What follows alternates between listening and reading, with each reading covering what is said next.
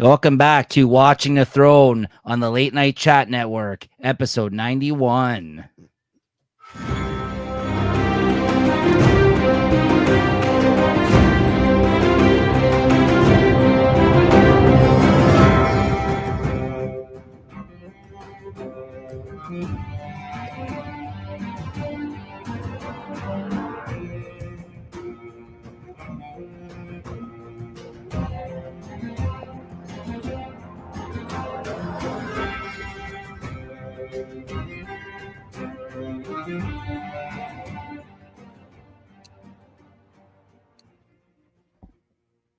All right, welcome back, everybody, to the Late Night Chat Network, your first stop for pop culture talk. Still getting used to that one. Just rolling off the tongue there, Jay. You got to get used to it yourself when you host all your shows. I'm trying not to laugh when I say it. Sorry.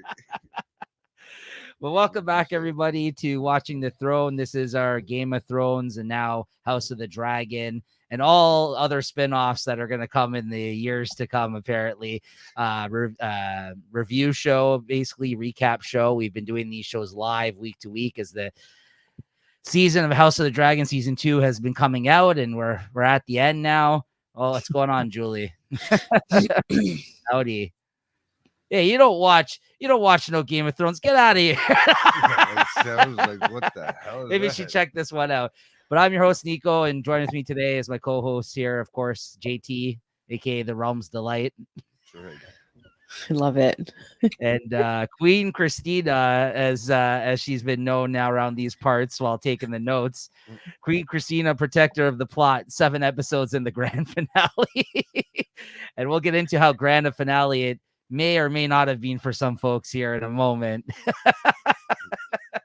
I think Christina already spilled the beans on that with her post on Instagram promoting the show here today. Oh, I didn't even look at it. What's going on, Christina? Normally when I introduce you say, hey, how's it going, everyone? I'm trying to still come up with words. Like I'm still a little speechless. Yeah. Okay. Well, we're gonna get into it. Let's not waste time here. So I will say very quickly though, so we can get these things out of the way. This has been our weekly recap show live as this season has been coming out. We previously did these shows as pre-records. What's going on, Lazy Eye? And because they're all older episodes that we were doing, but we thought we would kind of make it a live kind of event, us coming back every week, a couple days after the show aired, doing these episodes. And it's been a lot of fun. Like, get some people in on the chat. Yeah, you got in. And so it's been good. So, we looked into it, and it looks like, I think they've put up a date of June 15th for that Night of the Seven Kingdoms, I believe is the Duncan Egg show, JT, as you called it, Duncan's Egg. I think it's going to come out next year. And they've already given, what's going on, Goat? They already gave a date of June 15th for the premiere of that new show that's going to be coming out next year. One of the many spinoffs, apparently, that are in the works, because it's going to be taking 2 years for the House of the Dragon. They've now confirmed for season 3 to come out. So, in an effort to kind of keep this show going, we're going to try to be doing these shows about once a month leading up to the premiere of this new show. And by the time, if we're able to do that, we'll be hitting episode 100, and then this new show will air. So, guys, make sure to check us back out. I don't know if those episodes are going to be live or pre-recorded, but we're going to be putting out additional episodes each month leading up to next June of the new show when that comes out. And then we'll do this weekly again live for whenever a new season of a Game of Thrones related show comes out. But we're going to try to talk about some of the other specials for shows that they've done. I know they did like an animated movie for Game of Thrones. They did like some behind the scenes shows for Game of Thrones, as well as House of the Dragon. So I think we're going to be talking about possibly some of those specials. There's some talks of us maybe reading the book and coming here and talking about it. There's some talks about us maybe doing some trivia or something one day. So yeah, we're going to be putting out at least a show a month, hopefully, to kind of keep this going. up to the point of the new release of a new show next year. And then we'll kind of keep this thing going with the weekly live episodes. That's the plan as of right now anyway. So I wanted to let everybody know. So make sure to like and subscribe. You can check back any of our previous episodes in the playlist here on the Late Night Chat Network for Watching the Throne. As you can see, we've done 91 of them at this point. We've covered all of Game of Thrones, all of House of the Dragon now. So make sure to stick around and check us out next year if you want to join in on the conversation of these episodes when the new shows do come out. Yeah, absolutely. And thank you for everyone that has checked these episodes out and joined in on the chat and checked us out live for these. It was a little bit different for us because we were used to pre-recording these because they were older episodes. So, but this was kind of fun. I think I could see us covering the shows live. Yeah, absolutely. I love this. This was like such a game changer for our channel or the channel. You know, like it's. Yeah, no, absolutely, absolutely, big time. It's been a lot of fun. We've talked about that every time we've come here every week. It's been a lot of fun to discuss this show, and it only sucks that we're gonna have to wait a year till a new one comes out, right? So I mean, yeah. Well, what's Game of Thrones without Watching the Dragons or whatever? Without I know. Yeah, having to wait. Damn it! But you know, the way it seems like it's going to happen is if they can actually get these shows underway, all these things they have planned, we could be looking at 1 or 2 spinoff shows a year for the next little while. If this, you know, if it works out the way they want it to, right? I mean, and we've seen it happen with other shows, so I don't see why it's not possible. We've seen it happen with Walking Dead. They've had multiple shows on the air at a time. We see it now even with The Boys, going between different spinoffs and shit. Yeah, you know what I mean? So like I think that there's enough different stories to tell here and it's popular enough. Yeah, I do have to. Yes, I wanted to make a shout out to our follower and contributor, Lazy Eye. Thank you for dubbing me my name, knighting me with my name at the end of last episode. That's right. In the comments. So, you know, I appreciate it. That's right. Yeah, she remembered that one. That's why when she jumped on the screen today, I didn't even catch the reference, but clearly you remembered. And as she has been for the last few episodes, Christina will be giving the notes for the finale here today. Unfortunately, I know she was looking for maybe an easier job this time around because she's like, oh, there's going to be a big war scene, so I can just write big war scene, and then I don't have to like get into everything. Exactly. Nope. No, we have another 18 pages of notes. So buckle in, everybody. So honestly, Christina, yeah, thank you for taking the notes on this and splitting the duties this season with me. It's been a lot of fun. We really appreciate you doing the heavy lifting on that side. No problem. Things. Yeah. All right. Well, without further ado, let's get into it. As always, make sure everyone you like and subscribe the video. Give us a thumbs up. Hit the notification bell to be notified of when these videos come out. And check some of our other content. All kinds of stuff here on Late Night Chat Network. That's why it's your first stop for pop culture talk, right, Jay? That's right. All right. So the finale of season 2, The Queen Whoever Was. That's right. House of the Dragon season 2, episode 8. And go ahead, Christina. Yeah. So, okay. First and foremost, I don't want to jump right in. I guess, did anybody have any comments about the opening scenes, about anything that stood out to you, overall feelings? So I kind of want to just throw this out there and you guys can let us know how you feel as we get into it. But obviously there is a lot of reaction from the fans for this finale. A lot of negative reviews, I would say, for this one, because of the fact now we do have to wait 2 years. And I know a lot of people online are saying that this was basically a season 2 was just a trailer for season 3. I do want to say, to put it all in perspective, just last episode, I did commend the pacing and the story of this season and everything that was going on. I feel like I've been talking about the last couple of episodes. So despite how I feel about this episode, I think I don't want it to taint the whole season, because I thought this was a really great season. And I get what everyone's point is about how this is just a lot of teasing of things to come, and the fact that they only gave us the 8 episodes, and the fact that, instead of 10, and the fact that this is just basically set up for big moments that we were expecting possibly to happen by the end of this season, but it didn't. It's all going to happen hopefully next season. I get all that, but I think like you got to look at it as a whole. I think it was a pretty solid season overall. I really enjoyed it, but I get it. If you're going to base it on this being the finale, was it a satisfying finale? No. Yeah.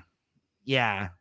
No. And I mean, so I don't, Jay, I'm gonna butt in here for a second, but like we're so used to like being, I guess, maybe a little disappointed as like Game of Thrones fans, but this is like another level. Like there's no cliffhanger, there's nothing to really talk about that was like kept us guessing. I mean, it's kind of been the same tone through the season, and they just really stretched out the last like 4 episodes.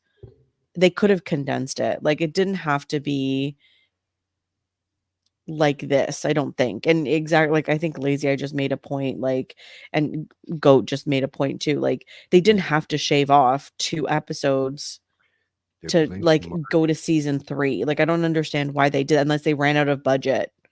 Like because they got new wigs or something like that, you know, like I don't know what they ran out of budget for, but it just doesn't seem, because now season 3 is just going to be so action packed that it's like, right.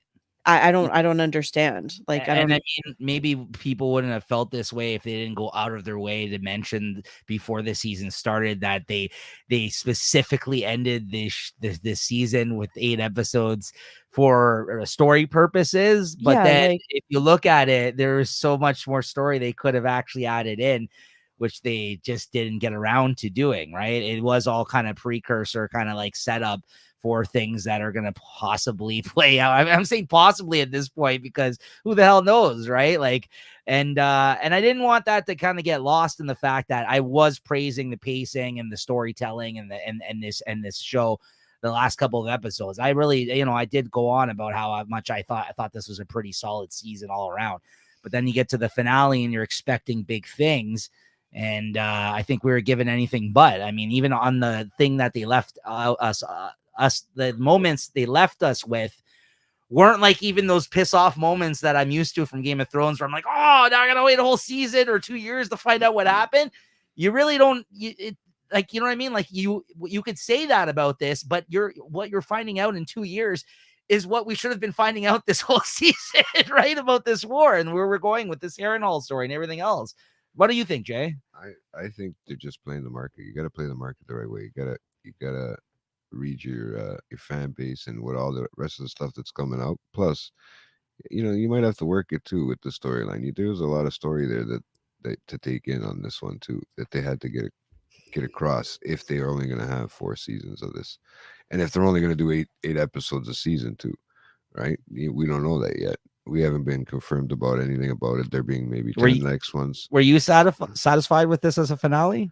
As a finale, I mean, it's still as an episode, it's fine. It's not a bad episode. I don't like the way probably the season opener. I mean, they can stretch out the whole next season without even having a battle yet. But I mean, it's gonna literally, that's what it's gonna open up to, or they're gonna just say 5 years later, and it'll just show who's left standing.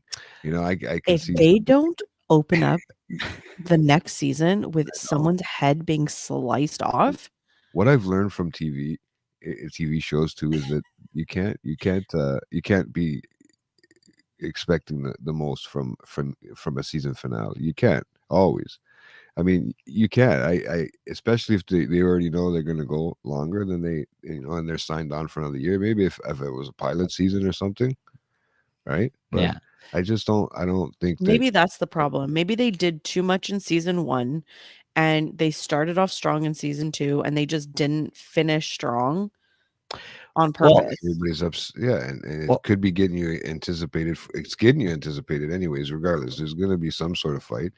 And then you got other things to look forward to, like right at the last cut, right at the last scene. Your boy's coming back. Well, Goat here brings up a good point. As I mentioned, they are doing a spinoff show next year, so I don't think people are going to lose interest simply because there is going to be other material coming out, at least other shows in the same world that we're already talking about and looking forward to. But We waited 2 years for this first season. I mean, I'm kind of disappointed that they did it to us again back to back. I'm not going to lie, but we also already had anticipated this because by the time this season was done, they haven't been talking about filming the next season as of yet, right? So I think we're already expecting that it was going to take possibly more than a year for it to come back, maybe a year and a half, I was hoping, but they're saying now it is confirmed to be, I think, 2 years, and they've confirmed that it's going to be 4 seasons.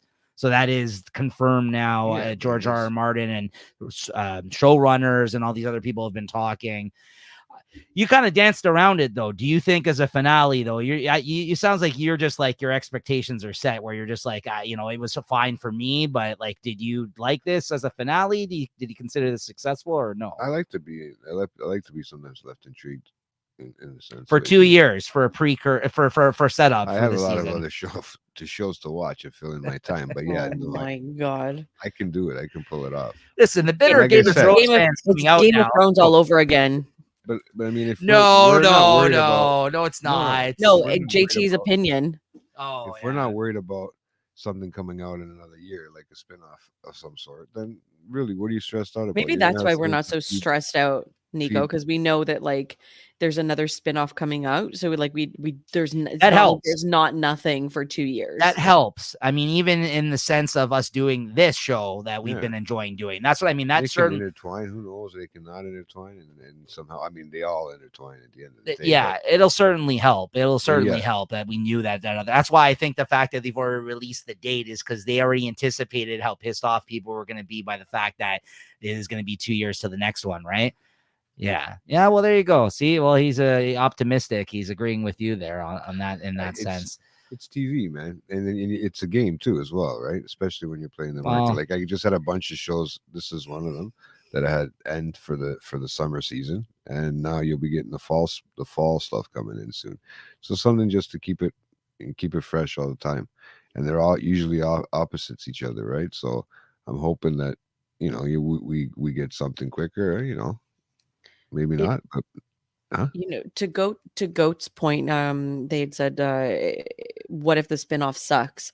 To me, like I don't know if I'm like necessarily chomping at the bit to like get into that spinoff. Like I don't know, like there's something appealing about the dragons and Yeah.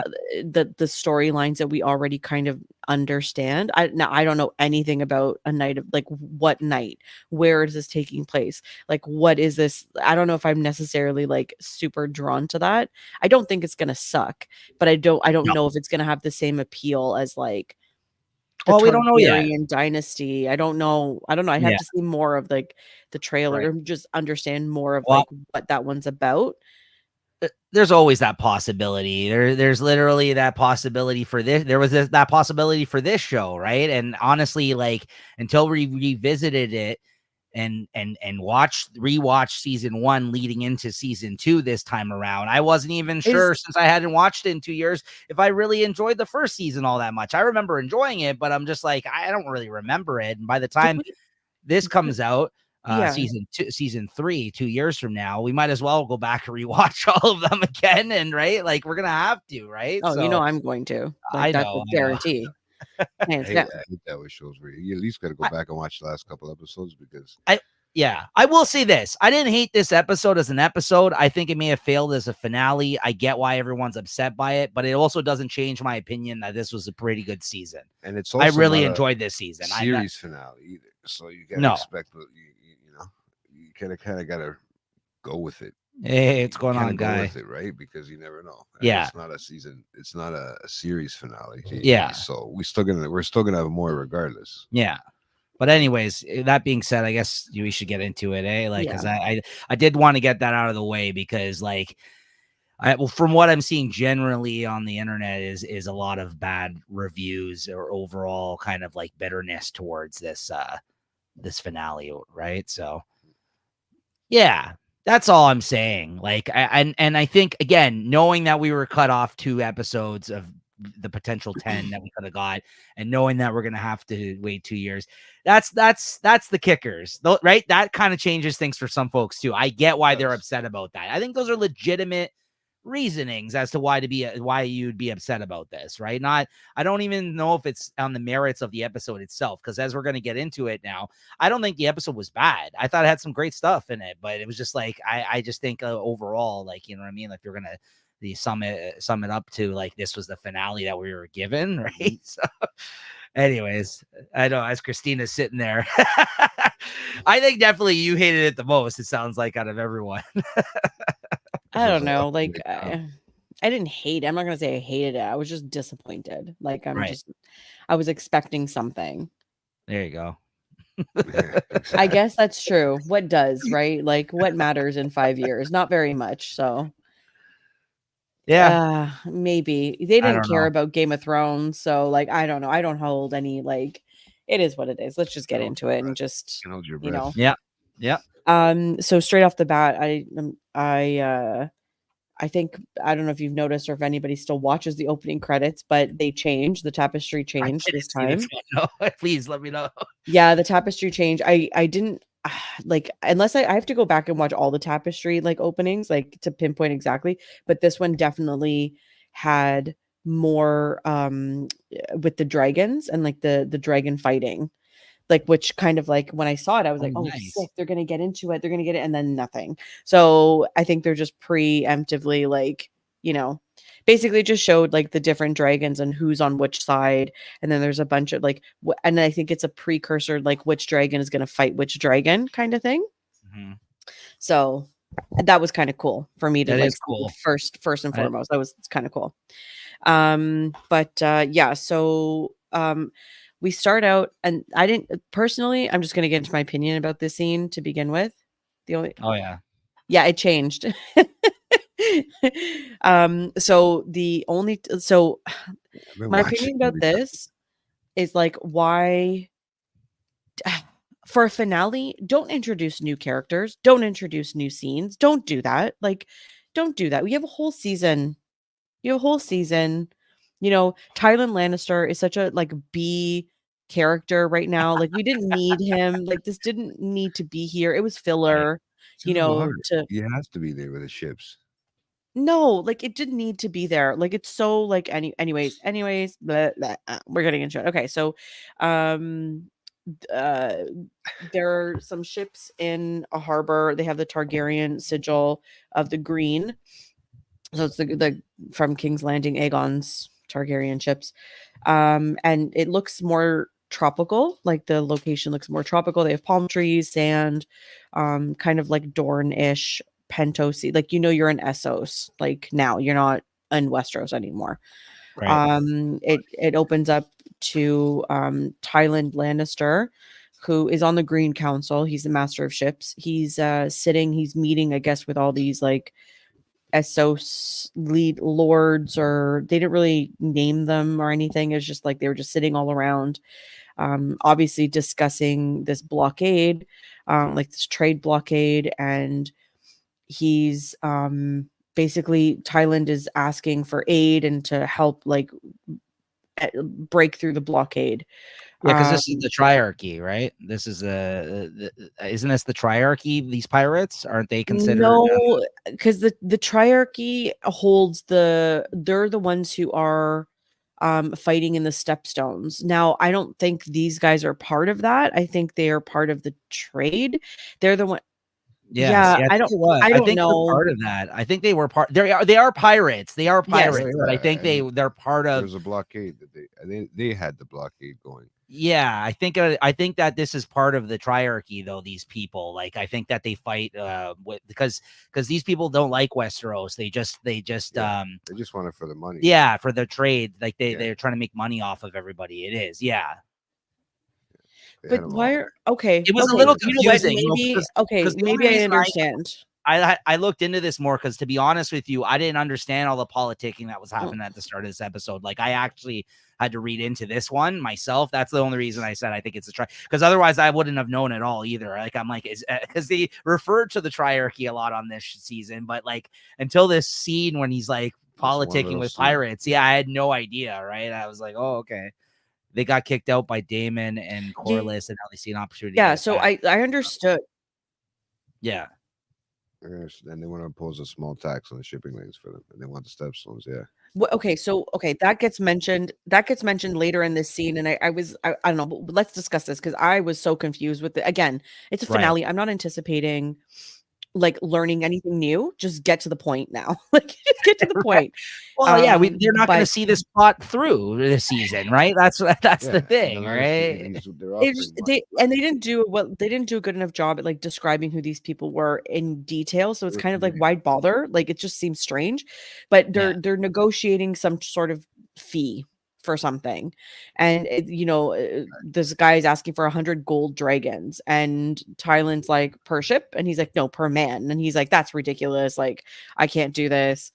And then these men are like, it's funny to say because the Casterly Rock is built in a mountain of gold, and what are you complaining about? Like you have the funds, you have the money, and he's like, well, if we win this one, you'll be paid, but like break the blockade or end the blockade, and I'll do what I can to pay you, right? They're obviously not happy with this.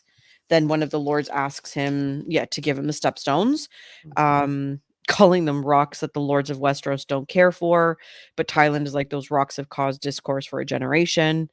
And then they negotiate that if the Lannisters or Aegon and whatnot win, then they'll take them without trouble. But they will impose a tax on shipments and goods that come through there. Tyland obviously doesn't like this at all. But they do offer a fleet of ships to break through and hold passage. If like only just a fleet instead of like a whole army armada, it's just not sure if they talked about it. I think they did, but they agreed that the Greyjoy fleet would take too long to arrive, so they sought an alternative naval force to fight. And they did, because they did make a comment that like the Greyjoys, they like to sit back until like almost a clear winner is defined before joining the whatever, because they don't have allegiance to anybody. They're just kind of like whoever's. Yeah, exactly. Aemon did instruct him to go there. Then anyways, they're just making these negotiations. At the end of it, Tyland was upset with what was proposed, but he's like, fine, Aemon's not going to be happy with me, but whatever. And this guy, one of the lords, says, well, with the Armada we send you, you could topple the Prince Regent and take the throne yourself. So again, they're talking like they have no allegiance to anybody. They don't care. Like they're just kind of like, they're just got the people on the other side. Tyland scoffs or whatever, gets up to leave, but then they have one last condition, and they basically say you have to win the approval of our captain of the Armada, and he must agree to follow you, right? Otherwise the men won't sail. And he's like, oh, like, okay, let's meet this captain. I just want a bath and to chill, but fine, let's meet this captain. And a woman appears, and she challenges Tyland to like an undisclosed activity, and she basically says like, I will not sail with a man who cannot best me. And he's like, at what? And then the scene ends. Yeah, so we don't really know, or at that point anyways, at that point you're just like, okay, like I don't know what this means. Yeah, so I mean, any other thoughts? Any other? The actress that played this character is a trans woman, and I looked into it, and she's a YouTuber, apparently some popular YouTuber person. That was face looked familiar. Also, she was on that show, the Star Wars show recently. There's a new Star Wars as show, an acolyte or something like that. Acolyte, yeah, she was on that too. And apparently, like I was looking into it, they said that the showrunner explained in an interview that Lohar presents male due to the nature of the societal expectations, and everyone runs with it now that she has proven herself as captain of the fleet. So, because it was a little confusing at first, because you're right, they introduced her as they said a man at first.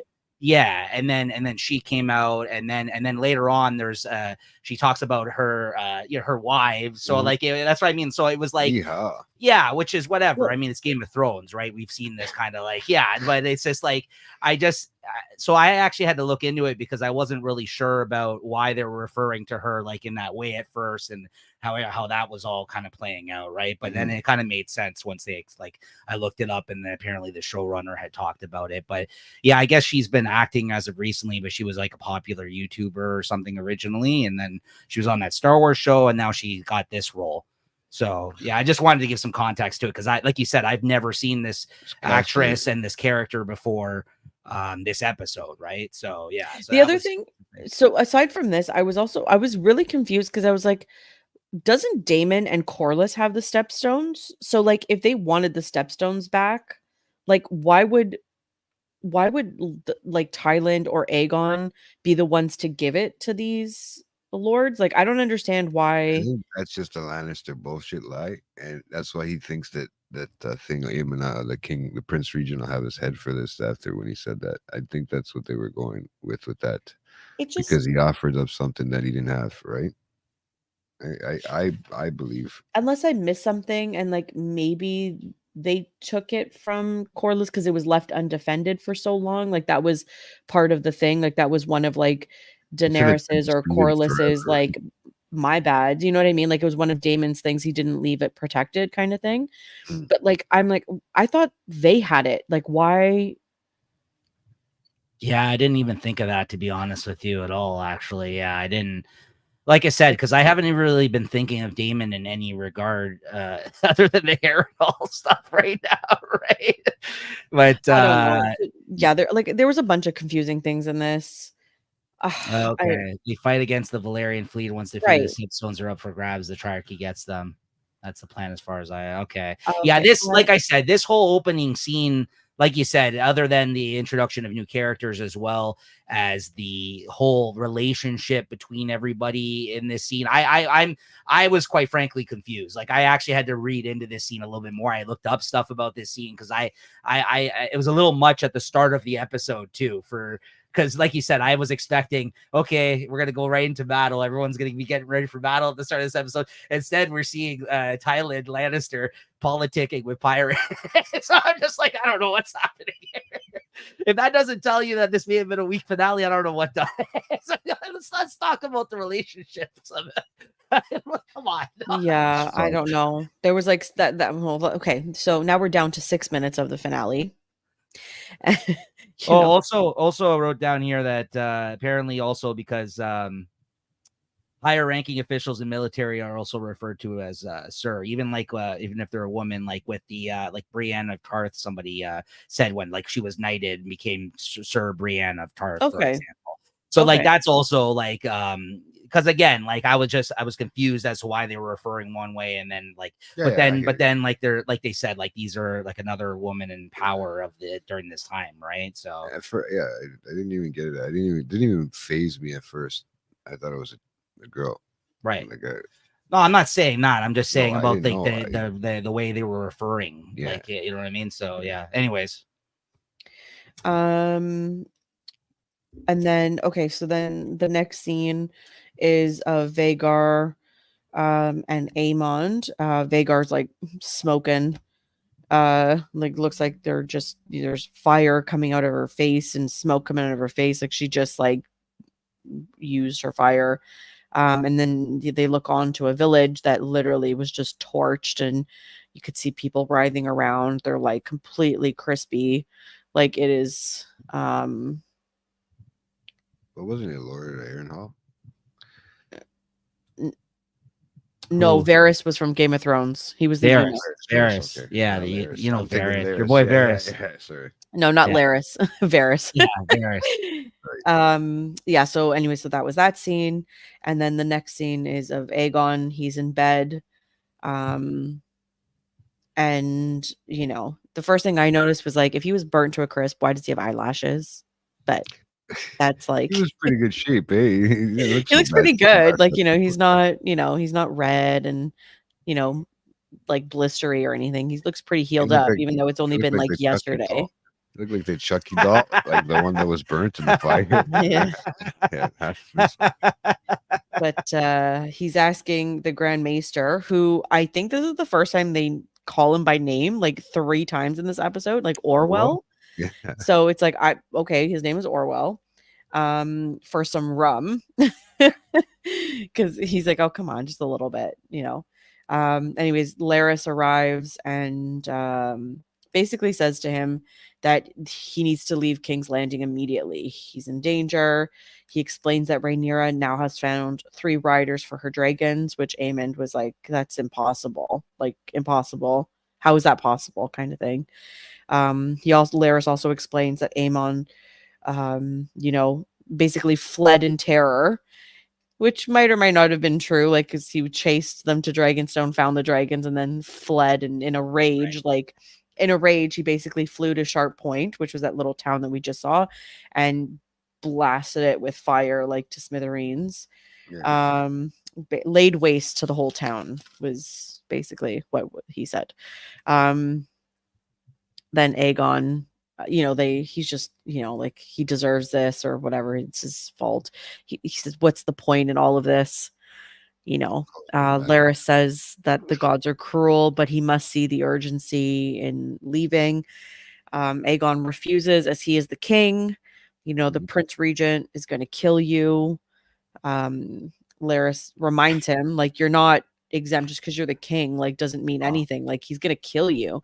The best line of the episode is in this scene as well. Oh yeah.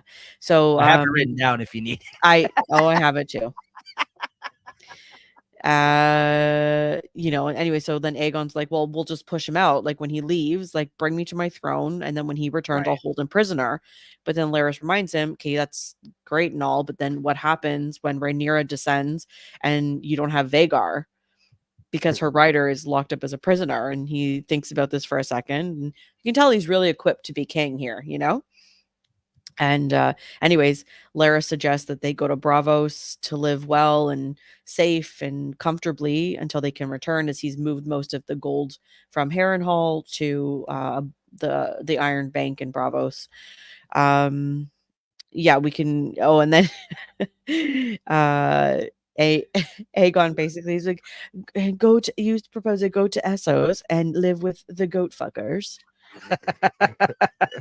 You know. Anyways, and at this time, Laris is just trying to keep him positive, trying to be like, no, like, it's gonna be fine. And he's like, you know, then he gets all serious. He's like, my dragon is dead. I am burnt and disgusting and alone, and I am a cripple. Yeah. My cock is destroyed. Did they tell you that? It burst in flames like a sausage on a spit. Wow. This guy, and then he gets so fascinated with it because the other one starts talking and he's still thinking about it. The fact that he said it burst into flames, I was like, jaw to the floor. I'm like, oh my God. What a visual, eh? Because you guys have all cooked sausages, right? Like, you know how they just explode. Yeah, they bubble right? up. Like, they bubble up and, like, put them in the microwave and they're just watch them juicy. explode. Yeah. What I know the the way you hell? What a described that. I visual. was like, this is a brilliant. Whoever wrote the script on this episode, yeah, it's a He's great just dialogue. Straight faced and just like, you know, like guy. Oh man. yeah, the go fucker life from right. You know, and then it's like Laris, you know, he's still trying to keep him positive, like, it's okay, like, it's fine, it's not a big deal, like, whatever, you'll survive, it's fine. And he's like, I can't even piss without it dribbling down my leg. Like, he just keeps going, and it's like, okay, buddy, like, oh, yeah, it's stuck in you know. him. Anyways, But imagine it would be true if it was just a hole there. It'd just be Aegon's royal scepter is gone. No kidding. Yeah, so Laris basically tries to convince him by saying, flee, and when it's safe to come back, you'll come back, and, you know, the people will rejoice and they'll call you. And then he lists off all these things, like Aegon the Victorious, risen from the ashes, Aegon the Peacemaker, Aegon the Rebuilder, and then Aegon calls himself the Realm's Delight, which is what they called Rhaenyra, ironically. The Peacemaker, the Rebuilder, Realm's Delight, Yeah. I guess he's worried about his you know, the way he will be remembered, right? So yeah. You know, what did they call it? Was it benevolent, or what did they call him? Like, I forgot what they called him. Like, his friend called him in the beginning. He turned around and he's like, "Oh, well, like, really?" It just means like fantastic Oh, or something. yeah. I can't recall, but I know what you're saying. If anybody knows, hit us up in the chat. Let us know. Magnanimous. Yeah, there you Yes, go. magnanimous. Benevolent. Yeah. Yeah, that's good. So that was that. So then the scene ends. Any thoughts? I mean, that was fantastic. The dialogue. Yeah, I mean, again, I think Laris is looking out for himself, but everything he is telling him, he is also protecting his best interest as well in this episode. Like, I think that like he actually does care about his well-being, but I think it's only because he knows he doesn't have a chance with anybody else, and he's just sidling up next to him so he can make sure he's taken care of. So like he has his reasonings, right? He's like no, not Varys. He's like a little thing. Baelish. Yeah, Baelish kind of like type of character, which we've talked about before. Yeah, absolutely. I just think like he obviously has his best interest in mind, but yeah, he's not wrong. Like everything, like he leading right up to his escape later this episode, like he's right. He calls the plays correctly, I think, for him in this episode, right? So Yeah. hiding a Targaryen monarch in Essos sounds familiar.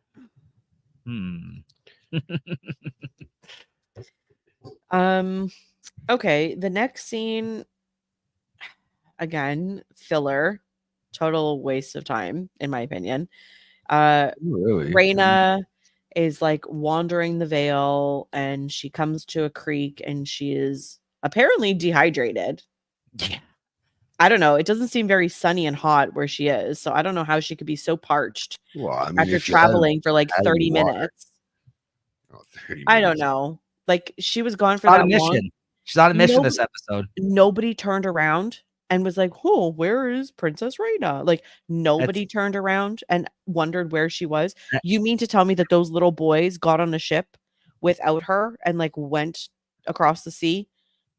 And nobody was like, "Where is she?" Titty suckers, man.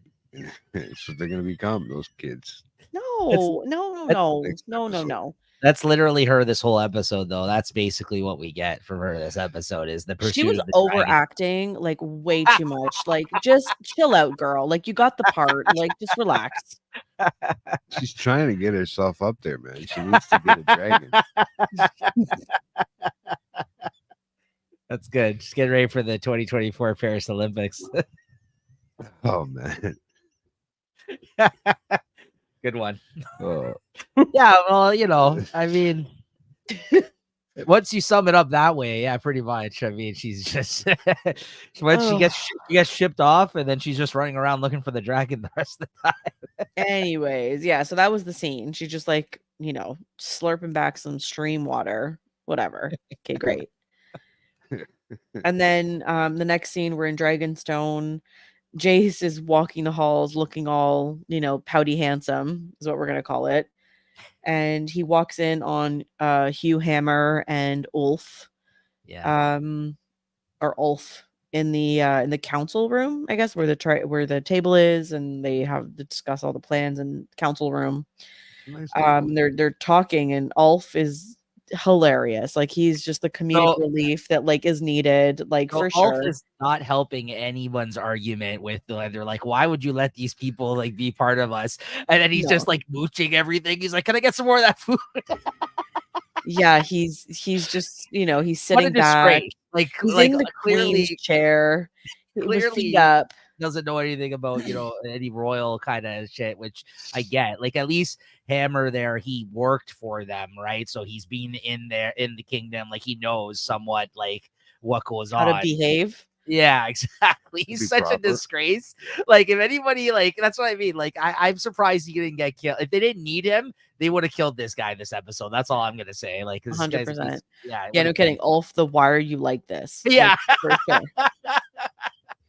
Just ignorant for no reason. Yeah. So he's just being obnoxious, and Jace basically goes up to him, and he doesn't know who he's talking to, so he's just being like, "And who are you, boy?" Calls him boy, and then Hammer was like, "Hello, like he's the Prince of the Realm. This is Prince Jacaerys Valerian." Like, yeah. Like, Well, what's you he know what doing? you're talking to? Anyways, then Ulf, he immediately gets up and he goes over to him and he hugs him and immediately then comments on his hair. He's like, oh, it's as dark as they say it is. And look at us, like we don't need this like blonde hair, like whatever. Obviously hit a Family. nerve. Like, yeah, totally. Like, See, now I The would family of bastards. I would give him a chance here if he like in this moment. If he wasn't a dick later on in the episode again, like that's the thing. Like in this moment, okay, maybe he got a He little was too hungry. you got a Leave him little alone. maybe got a little too familiar. Maybe you know what I mean. Like he doesn't know how to act because like even like Hammer says, like he doesn't know the manners of court. Okay, but like the next scene with him later on, he's also an asshole in front of the queen. Like yeah, he has no shame. He's there's just like, there's no excuse. I'm sorry. Yeah, but he does. Yeah, it's hilarious just, though. he- Hilarious. yeah, he needed. Hilarious. We needed that. Like, we needed that. A Yeah. little comedic, Oh yeah, relief here. absolutely. Anyways, but you know what? I have to say that like Jace, basically puts his foot down and like says like, I can't remember exactly. I didn't write down exactly what he said, but he basically was like just laying the law down for him and was like, if you don't behave, you don't this, like I'm gonna whatever and feed you to the dogs or something like that. He said.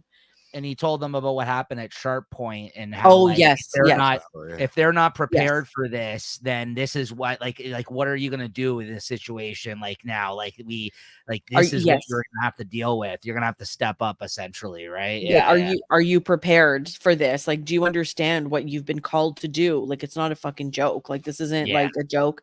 This is war. This is like dragons. This is not like a fun it's just joy fun and ride. games. Yeah, Yeah. absolutely. Not hanging out in the So, park.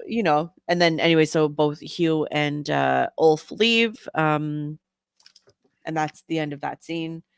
It was a pretty good scene, I think. I think it was, Yeah. Jacaerys is Jacaerys. Yeah. Jace is Jace. Yeah.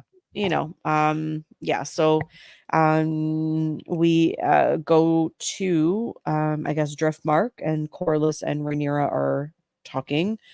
They're at the harbor, they're outside of the ship. And Rhaenyra is questioning the integrity and whatever of the new riders, as she doesn't know them, but she does say, she's like, oh, like, what about Adam? Like, he worked for you. Like, what do you know of him? And Corlys basically sluggishly or shyly was like, oh, I don't know too much about him, like whatever. But he goes on to tell her that now is the time to act. Like, the beasts have been claimed, like now is the time to act. Like, basically, while you have the momentum and Aemon is like kind of caught off guard and they don't really have a plan yet, like now is the time. Corlys reminds Rhaenyra about the other dragons, because Rhaenyra is like, oh no, like I don't want to attack, like I still want to keep a defense. And then Corlys is like, well, you forget that it's not just Vhagar that they have. And they're kind of talking about the other dragons that the Greens have. Yeah. And Rhaenyra is like, what? Are you talking about like Tessarion, like who's barely come out of the hatchling phase and is younger than Vermax being Jace's dragon, and Vermax and Tessarion being Daeron's dragon. He's the brother, and that's in Old Town. And then he's like, and you forgot another, and she's like, oh, like Helena, like, but she doesn't ride, she doesn't have a taste for it. But apparently Dreamfire, which Rhaenyra says was hatched during the Conqueror's time, and is formidable, but Helena is no threat. So now we know a little bit about these other dragons that are in play that we haven't really seen too much of or at all at this point. But it's interesting because Dreamfire is probably just as old as Vhagar is, but not as big, but Right. just as like strong as she is, kind of thing. So I don't know. We'll see. Rhaenyra doesn't seem to think that they're much threats, but Corlys is, they're still dragons. Like they're still dragons. Don't forget. Yeah. Then Rhaenyra kind of pivots and asks how the sea snake is doing. I guess that was the name of the ship. Yeah. And he reveals that the ship has a new name, the Queen Who Never Was. Yeah. I liked it. I liked that he named it that, like, in memory to his wife, and her sacrifice and the fact that she got passed over. And I liked it. I mean, I'm so conflicted with this character because, like, the fact that he's like the deadbeat dad.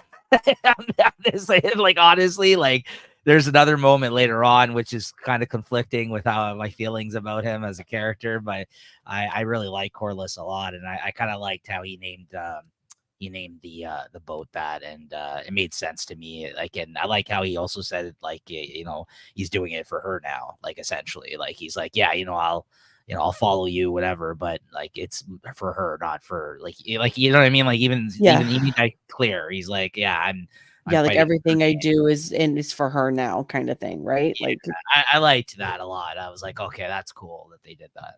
yeah. Anyway, so then he again brings it back to her and says he encourages her to continue to go ahead and fight, like, go strike now Yeah. while you can. Yeah.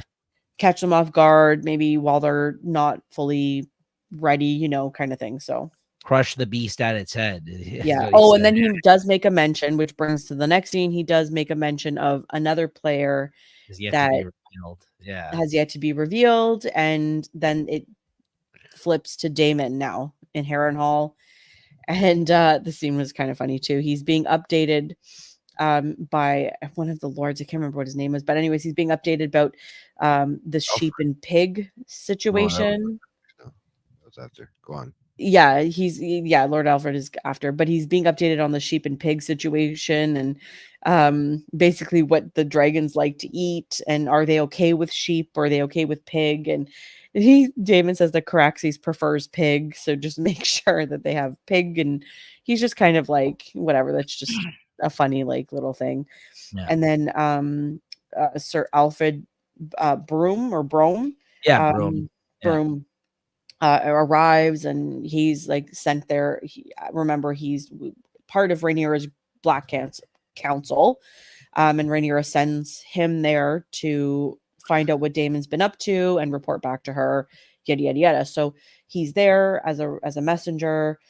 He has to speak to Damon alone, and explains he was there to see how Damon was faring off. And then Damon was like, well, what do you think of my army? And he's like, well, I'm impressed, so he's happy with whatever's happening. But he takes him out to the God's Wood, in front of the weirwood tree, and he starts to talk and basically saying, like, he's loyal to Rhaenyra. And then he kind of stops and looks around. He's like, did you hear this? And then Damon was like, oh yeah, the sounds around here will have you howling at the moon or barking at the moon. I like that. Yeah, he's kind of like over it. You can tell Damon's like over it. He's like, yeah. Like, the spirits are, the hills are alive with the sound of music. And so Sir Alfred basically says, like, I'm loyal to Rhaenyra, like, I'm loyal to Viserys's choice in heir, but in times like this we need a man to lead them. We need a king. Like, we need a king. And like, it has just treason, like, written all over this conversation. Like, the red flags are waving, and Damon's just listening to him, kind of like taking in what he's saying, but he's not really responding. The tree said traitor. Yeah. He's not really responding. He's not really anything. I think we don't know what Damon's true intentions are at this point. So it did. It actually said that out loud. I didn't pick up on that either. JT's tree, once again, what a huge significant part of this story. JT, sorry if I ever doubted you. I'm gonna have to go back and, like, turn the volume, like, all the way up. I'm surprised you didn't name your name the tree this episode. I'm telling you, man, it's the tree. I've watched it 3 times. I gotta go back and like turn the volume up. I didn't catch it either. Yeah, I didn't catch it either. That's incredible. Okay, so there we go. There we go, folks. The tree said traitor. So yes, traitor. He's been around. But in the background we have you turn on the subtitles. Okay. In the background we have Sir Simon watching on. He obviously is predicting a little bit of dubious behavior. So Oh, there you go. It's See, like when Bran, young my men other boy. heard Bran say "Father" at the Tower of Joy, but that was more obvious. I think like that was more obvious. Like that seemed more something. But okay, that's cool. It's so cool Yeah. to know. I love that. Thank you. I love this live. I love it. Christina's picking up new things to check out on the go. Oh No, my I didn't catch that God. either. No, thanks guys. Yeah, no, that's great. Yeah, so Sir Simon looks on and then he, the scene kind of ends. They walk away. Like there's not really much spoken about after that. Does anybody any comments? Anything? My tree once again. Yeah, that's all I had to say about this is that the tree comes into play here. Pretty crazy. It's got some cameos in this one, big time. I wish I could put my hands. It's pretty important in this episode. I don't know. I'll say that. Absolutely, it is. Yeah, I think if you're gonna ever make an argument about the tree playing a significant part in the episode, it'd be this one. No, I'll never make a comment again. Jay, you can just tell me all of your predictions, and this guy doesn't know what the hell he's talking about. He just fixated on one thing. Don't get you know what I mean. He just got lucky on that one. I know what I'm talking about. Actually, he's been lucky twice now. Like we can't even it's twice. Oh, you want me to go over some of his other theories? Because some of them were terrible. Yeah, no. Rico remembers them all. He's got them in his own little folder. No, I just remember two, and so far, one of two have come out on top. All right, no, we can move on. We don't want to hear any more of his kooky theories. At least he had them though. Way to get involved, Jay. I remember for Game of Thrones. No, it's true. I remember on Game of Thrones some episodes. I'm like, you have any theories, Jay? Because as we were doing the Game of Thrones episodes, everybody, we had already all seen Game of Thrones. He had never seen it. He watched the first season of House of the Dragon, and then he went back and watched Game of Thrones. He'd never seen that show. So that's why we started doing this show. Because I'm like, let's go back, let's rewatch all the episodes. And you could see it for the first time, and I'll comment on it. And it was my second time ever watching it. I'd never rewatched it. Christina had seen it 7 times or something. but Jay, the whole time, because we were having fun with hearing what he had to say. I'm like, hey man, what do you think's gonna happen? Oh, I don't know. I'm not sure. I'm just worried about Jon Snow dying because someone put it in his head that he died. Of course, he didn't know at that time that he does die when he comes back, right? So, no, and his other theory the whole time I was on was there's something about that Bran guy. I don't know, Bran. There's something about Bran. I'm just Knoosh. I feel like there's something about somebody in this one that's got that same sort of ability. Okay, I don't want to hear it. I don't want to hear it.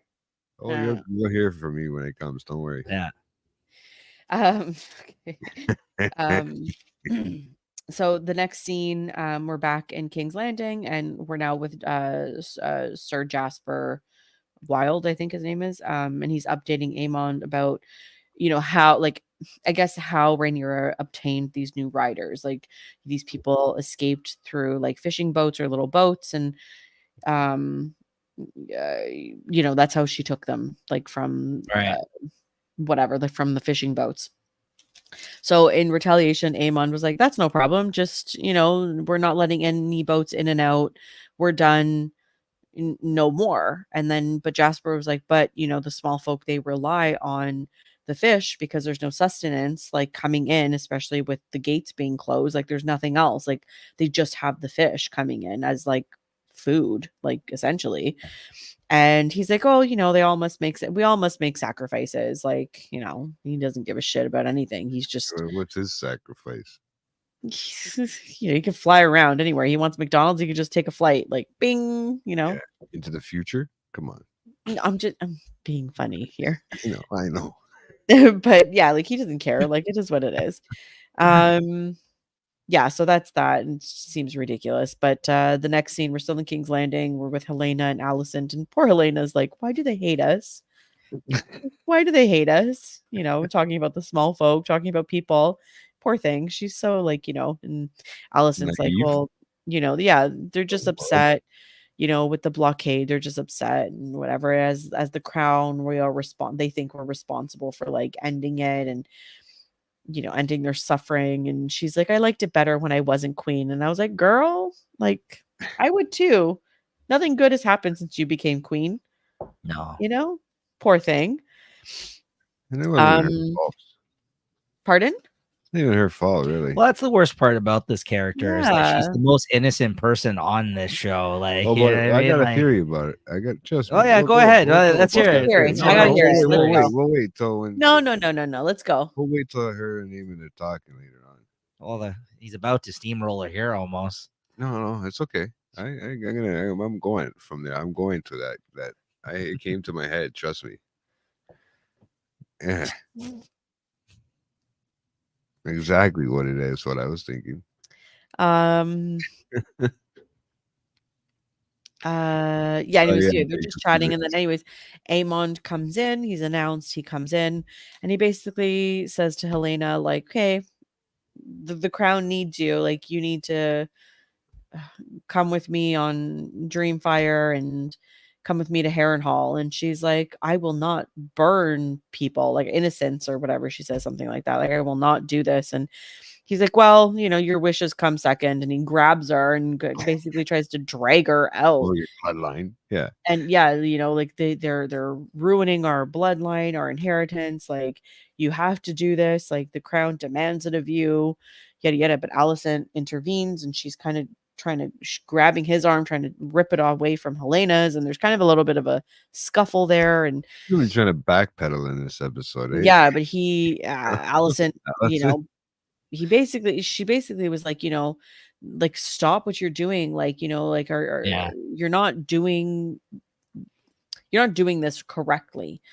And he's like, well, is this what you want? Like, do you want us to be dead? It's for our lives, blah blah blah. And she's like, well, no, I don't want this. Like, I don't want, your rage is not helpful. Anyways, just have this conversation. It's just whatever. And then the scene ends, and he storms off because mommy said no. Oh, she said it's true. Because she actually called him out. She said that he wants to ruin the small folk because he's embarrassed. Yeah, he's just and he's using that. What do they call that? Fuck, I can't think of the word, but yeah, what they call it when somebody is embarrassed, but they're getting angry about it instead of trying Just to hide lashing behind, out. trying to hide behind the actual truth. Slashing out. Yeah. Yeah. Makes him feel like it makes him feel strong, I guess. I don't know.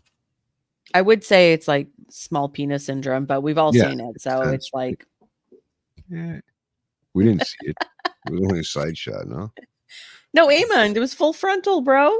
Oh yeah, yeah, that little thing. Sorry. Kidding. Okay. Anyways, too much. Yeah. So then the next scene, Alicent goes to the Grand Maester again, calls him Orwell for the first time, like, ever, and is like, okay, all of a sudden he has a name, great. And she basically says she needs his help once again, and she asks for passage. Yeah, discretion and passage. Yeah. Okay. He looks a little perplexed, but then anyways, a very short scene, then it ends. Then we go to Cole. Kristen Cole, and he has a handkerchief with like an A embroidered on it, and he's looking at it, and bro, this guy's sniffing this hanky like it's her panties or something. Yeah, I was gonna say, like, you're learning her panties. I'm pretty sure she didn't have panties that have her name on them back in the day like that. I love how he gets caught doing it, though. Yeah, from her brother too, even out of all people. Sorry, go ahead. No, it's like, it's true. He's such a ween. Like, that's every time I see him, I'm just like, what a ween. Yeah, swipe your ween tears with that handkerchief that you got of hers. Ooh. Yeah, but he's not really wrong in this scene. Keep going. No, he's not. No, he's not. Like, he makes good points, and he's like, whatever. He's just such a bitch. Like, they're just trying to get you to like him now after everything that's happened. Like, they're trying to, you know what I mean? Like, how Game of Thrones makes you feel sympathy for the worst characters at times. And then they cut off their heads. Yeah. Or the best characters. They're gonna try to redeem him in some way, shape, or form. They're gonna try to redeem his qualities. But anyways, yeah, so he's there, and then Gawain, which is Alicent's brother, holds a sword to his neck and basically calls him out, like, who do you think you are? You're just like the son of a Dornish something. Steward. I can't remember what he said. Yeah, steward. And it's like, now you're sleeping with the queen of the Seven Kingdoms or something. And he basically says, like, okay, she's broken no oaths. Like, there's been no, like, anything, like, which is true. She never slept with him prior to Viserys dying, so it's not like Yeah, anything. But yeah, so they're just but he talking broke about his it. oath, and He and broke his oath. He's like, do not have any Yeah. honor and whatever. But anyway, so Kristen goes on to say, he's like, whatever, kill me, bro. Like, I don't care. Like, and he explains the relationship. Like, she saved my life twice. Once from a hangman's noose and another time from killing myself. himself. Yeah, Right. yeah. And then he said, and then since then she's been the beacon I follow, which is kind of like romantic.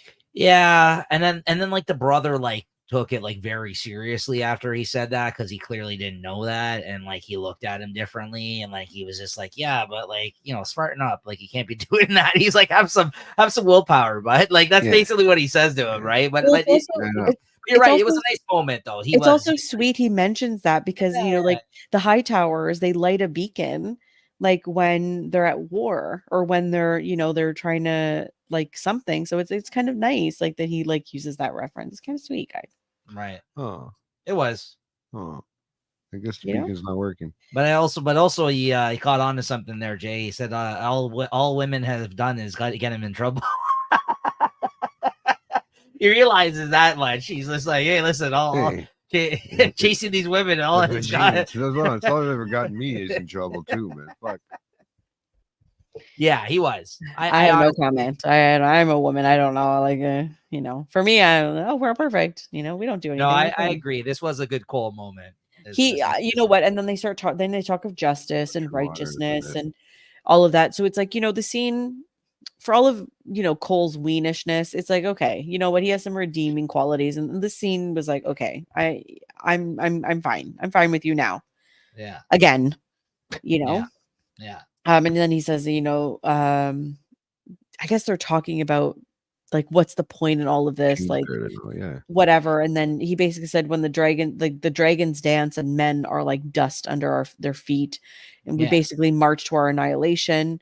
To die would be kind of a relief. Like, don't you think? Yeah, he's right. He's basically saying like, once the dragons get involved in this war, we are nothing. Like, we're like pawns on the board. Like, he's like, what difference are we gonna make? You just get stepped on. That's it. And that's something you don't want your army to feel, because if they have no purpose in the war all of a sudden, then why are they gonna want to be there or defend you? You know what I mean? Like, so it's battle over right now for these guys. That's what I mean. Like, and honestly, like, they made me love Jaime as a character on Game of Thrones. So there's hope for Cole yet. You know what I mean? There's hope for Cole yet. God. Until they made me hate him at the end of Game of Thrones. So that wasn't his fault. That wasn't his fault. Let's not get into that one. That was another Vagina problem. Yeah. Vagina problem. That was a big problem with that. Yeah. The whole series. Sorry. Okay. Anyway, so that was a half decent scene. There was a lot of next scene, we're back to Essos with Tyland, and he's absolutely getting his ass kicked in like the thickest, deepest mud like fight. Taiwan for some reason. Taiwan, yeah. Well, they call him Tywin in this episode. Yeah, she calls him everything. Like, yeah. Well, yeah, she does. She's like purposely making fun of his name. Oh, okay. And they do call him Tywin at one point, which is obviously Tywin from Game of Thrones, right? Yeah. But he's like, it's actually Thailand or whatever.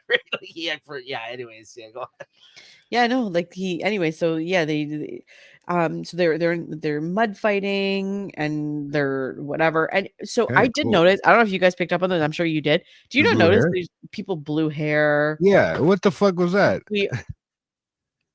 I thought I was the only one that's seen it. I was watching Star Wars again. I'm like, what is happening here? Like, yeah, I thought I was the only one that's seen it. That fucking threw me for a loop. I don't know what happened there. Yeah, so they're pirates. They're just, I don't know. What does pirates have to do? Anyways, it's just they're just fighting, whatever. And then at one point, Tyland like retaliates back and he like smacks or punches the captain. Dario Naharis reference, maybe.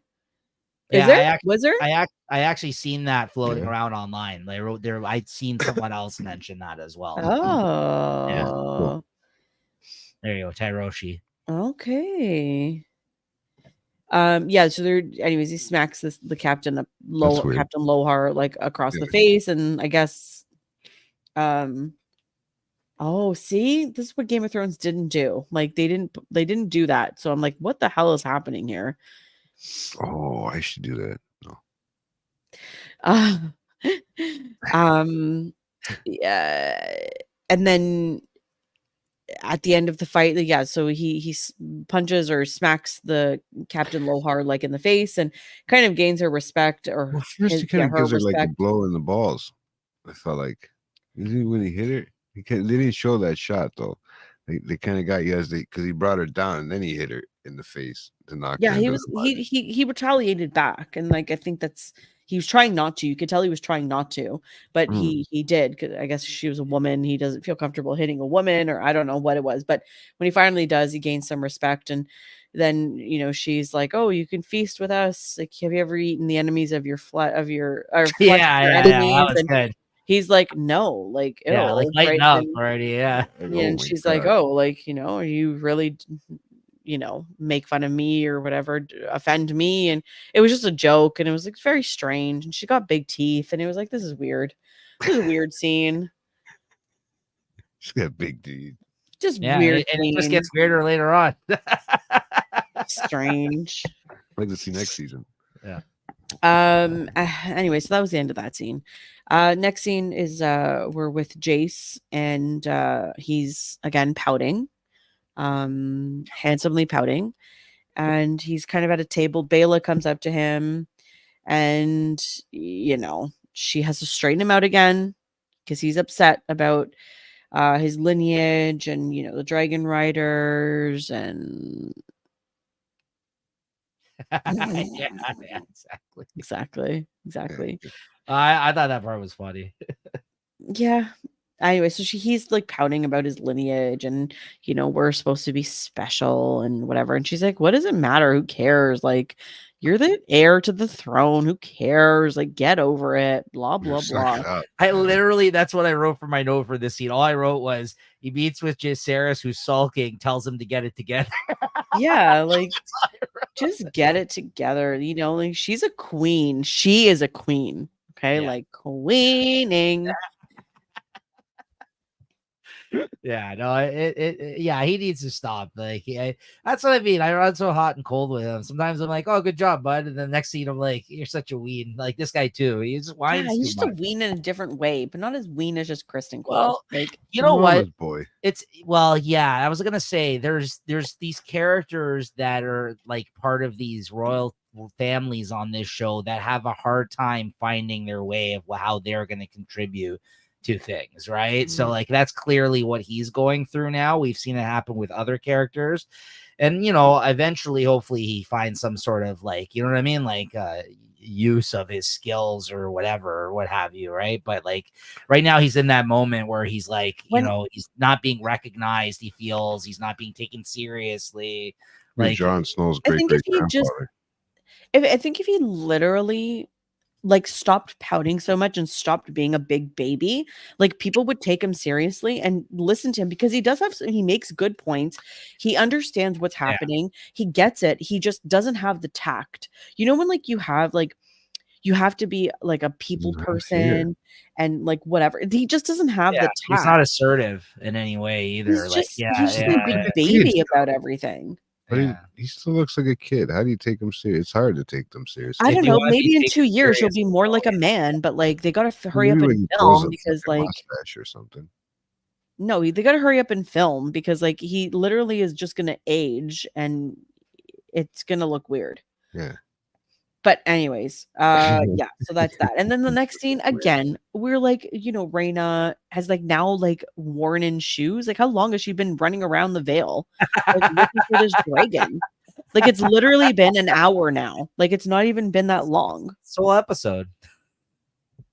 But only little pieces of it. And she's shivering in the cold. Like, what is happening? Only little pieces of it.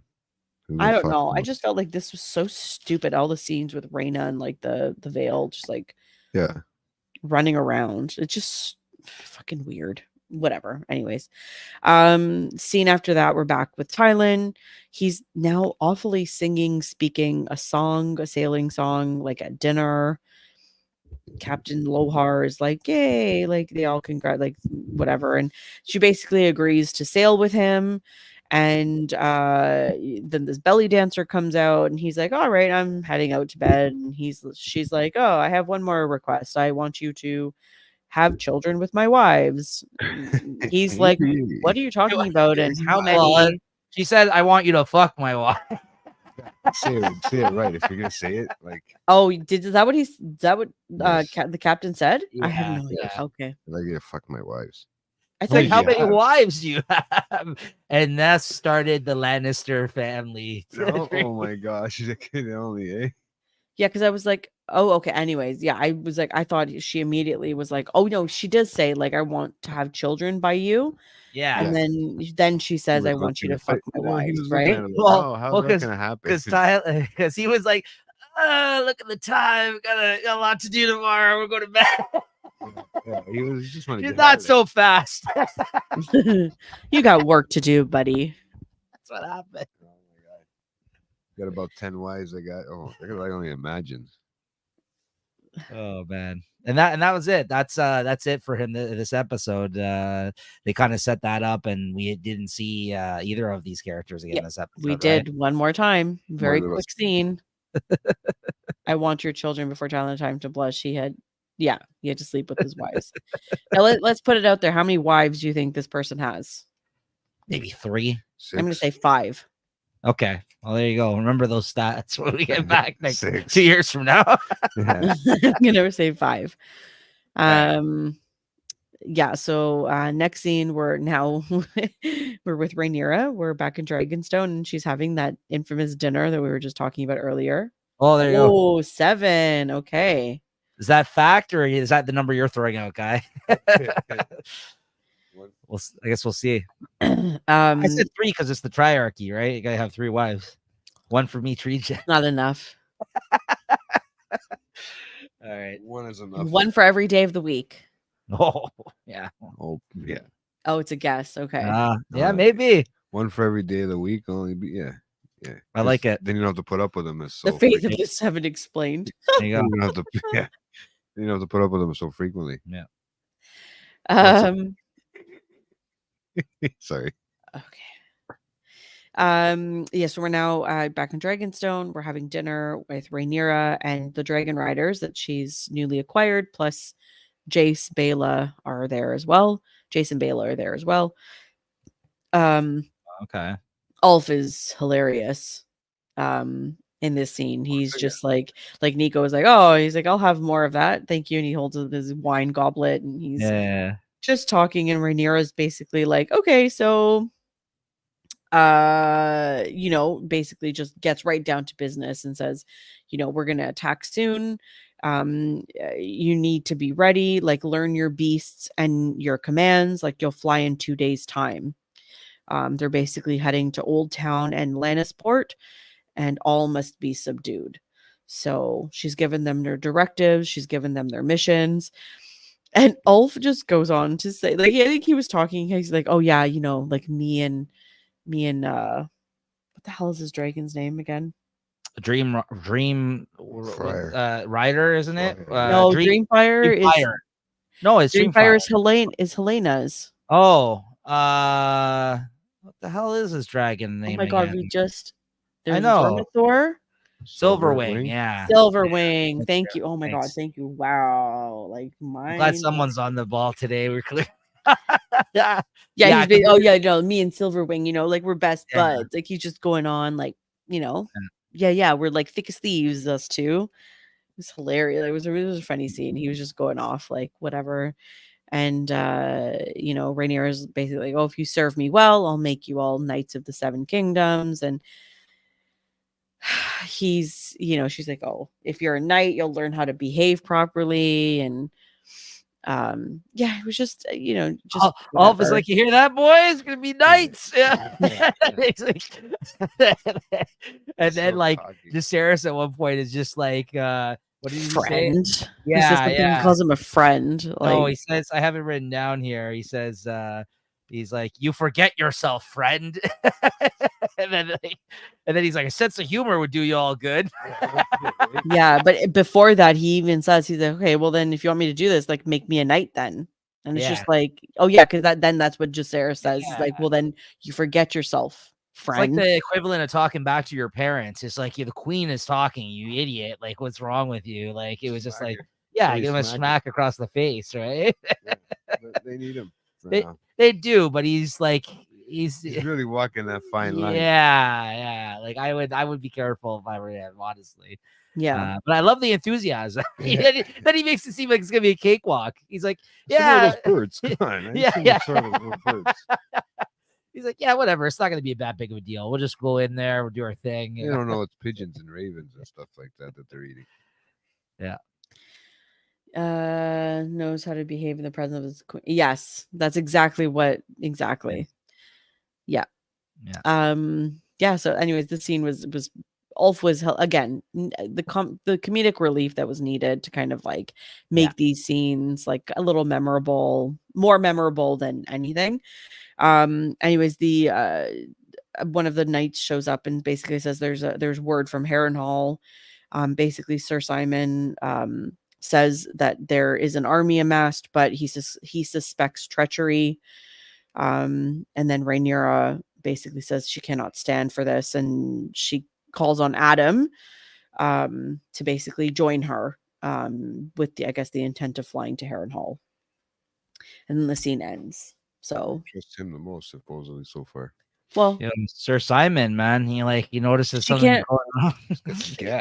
Yeah, she can't. Well, to be fair, like she can't risk. Like I think she can't risk Vermithor, which is the second biggest, like the next closest thing to fight Vhagar, right? And she's obviously not going to take Baela, Jace as the next heirs of the kingdom, and she's definitely not taking Ulf, as he's shown no respect for whatever. So yeah, Adam it is.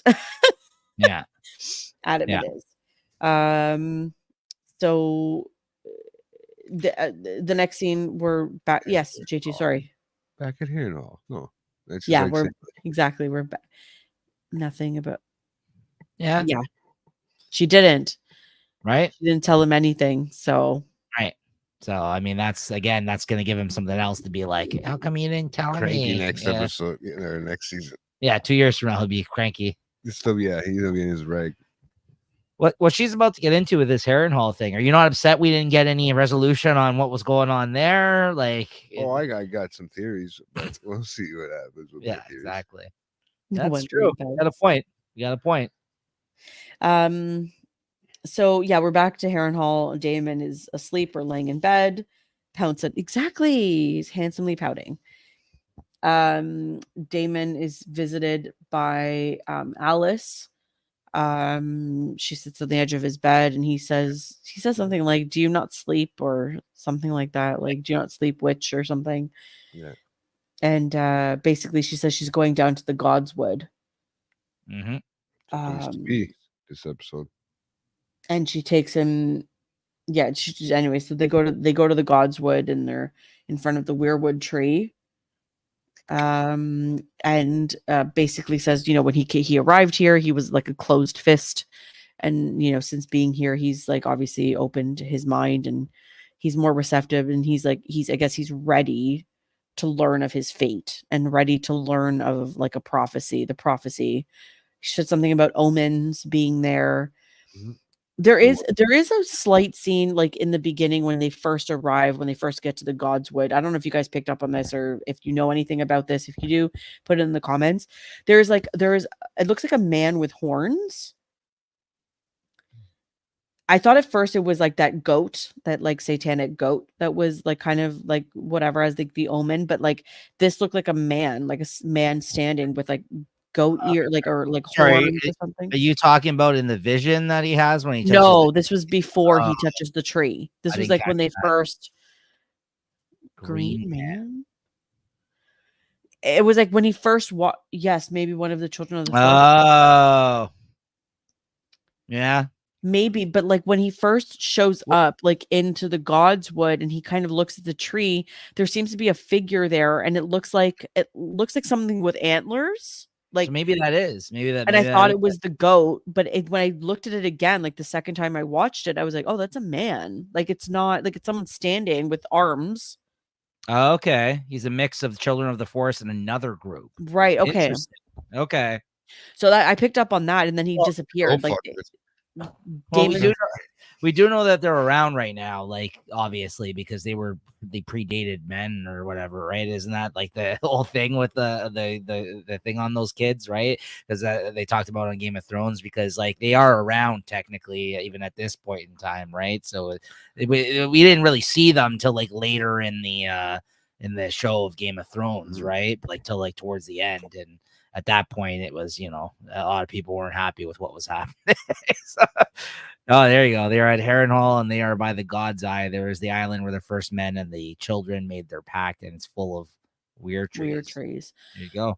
I love this. Thank you so much for filling in all the things that I didn't have time to look into right now. So we're all here for. We're all fans. I love this. That's I love right. this. Thank you. Keep the commentary coming. Stuff. Yeah, so he walks up to Alice, basically tells him he's ready to see his fate, the prophecies. Great. I can't read. I'm gonna read the books now. It's gonna be 100% like gonna happen. Yeah, so he basically presses his hand into the tree, and there's a blood coming out of the trunk. This is not like new, like the weirwood trees, even in Game of Thrones, always seem to be crying blood, or there seemed to be some type of something coming out of them. So this is not new for us, but he places his hand in the blood, and he's immediately transported. So I just made like quick little like bullet notes of like the things that he sees. Yeah. Yeah, so I'll just go through them, then we can talk about it afterwards. So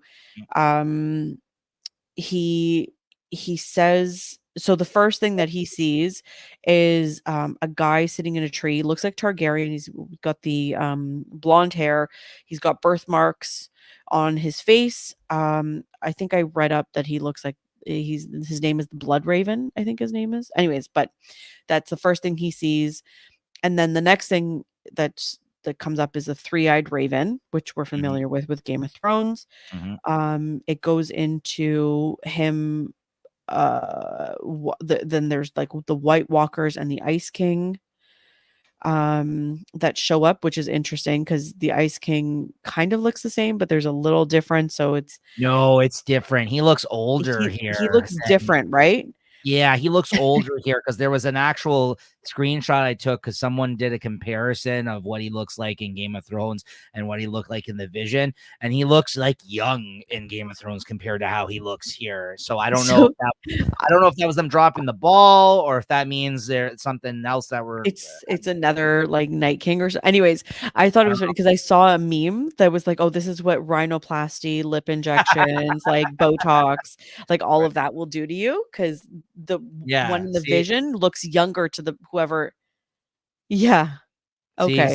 He's got the long hair here, and then the other one is the Game of Thrones one where he kind of looks younger. He doesn't have the long hair. I don't. Anyway, so there was that, but there's some type of Ice King, the White Walkers. He's walking through, and then it's like he's walking through like a field of dead dragons. It's crazy. And then dead men.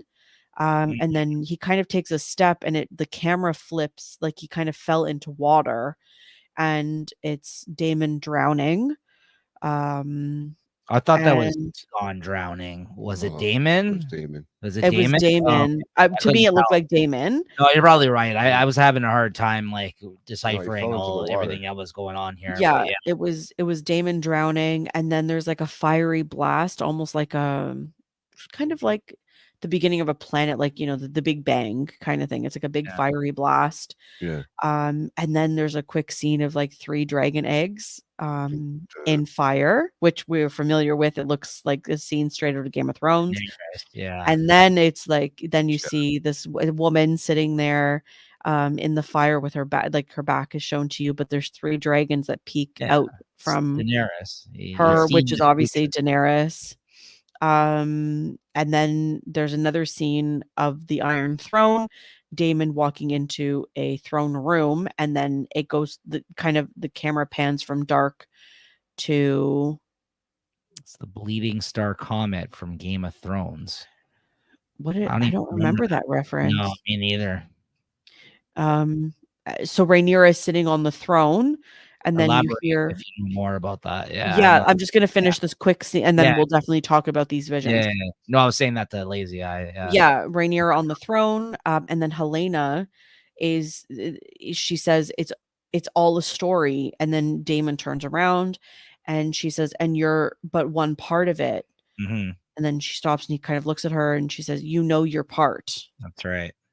You know what you must do. And then she says, "You know what you must do." But she says that out loud, and it goes into the next scene as she's looking out over the city. I'm not going to get into that next scene just yet, but I feel like she's standing on the balcony, and because she has that prophetic, like Targaryen, like sixth sense prophecy something, it's like she's talking to him while he's in the dream. Like it's kind of like all correlated. To me, it just seemed like she's talking to him while he's connected to the weirwood tree. Yeah. That's a good observation, actually. Yeah, that's a good point. I didn't actually piece that together. What comment in Game of Thrones? Guys, I've watched the Game of Thrones like 9 times and like cannot believe I don't know what the hell you guys are talking about. I don't remember. There's a red comet that is seen as an omen of things to come in the early seasons. Oh, yeah. It was flying with that one thing over top. I don't remember that scene. I think it was only once. Well, that's what he said. It was only one time. So so maybe that was in reference to that then. I'm kind of like, I'm not really, I am watching, not really, like my girlfriend is watching Game of Thrones for the first time, and I'm rewatching kind of with her. Yeah.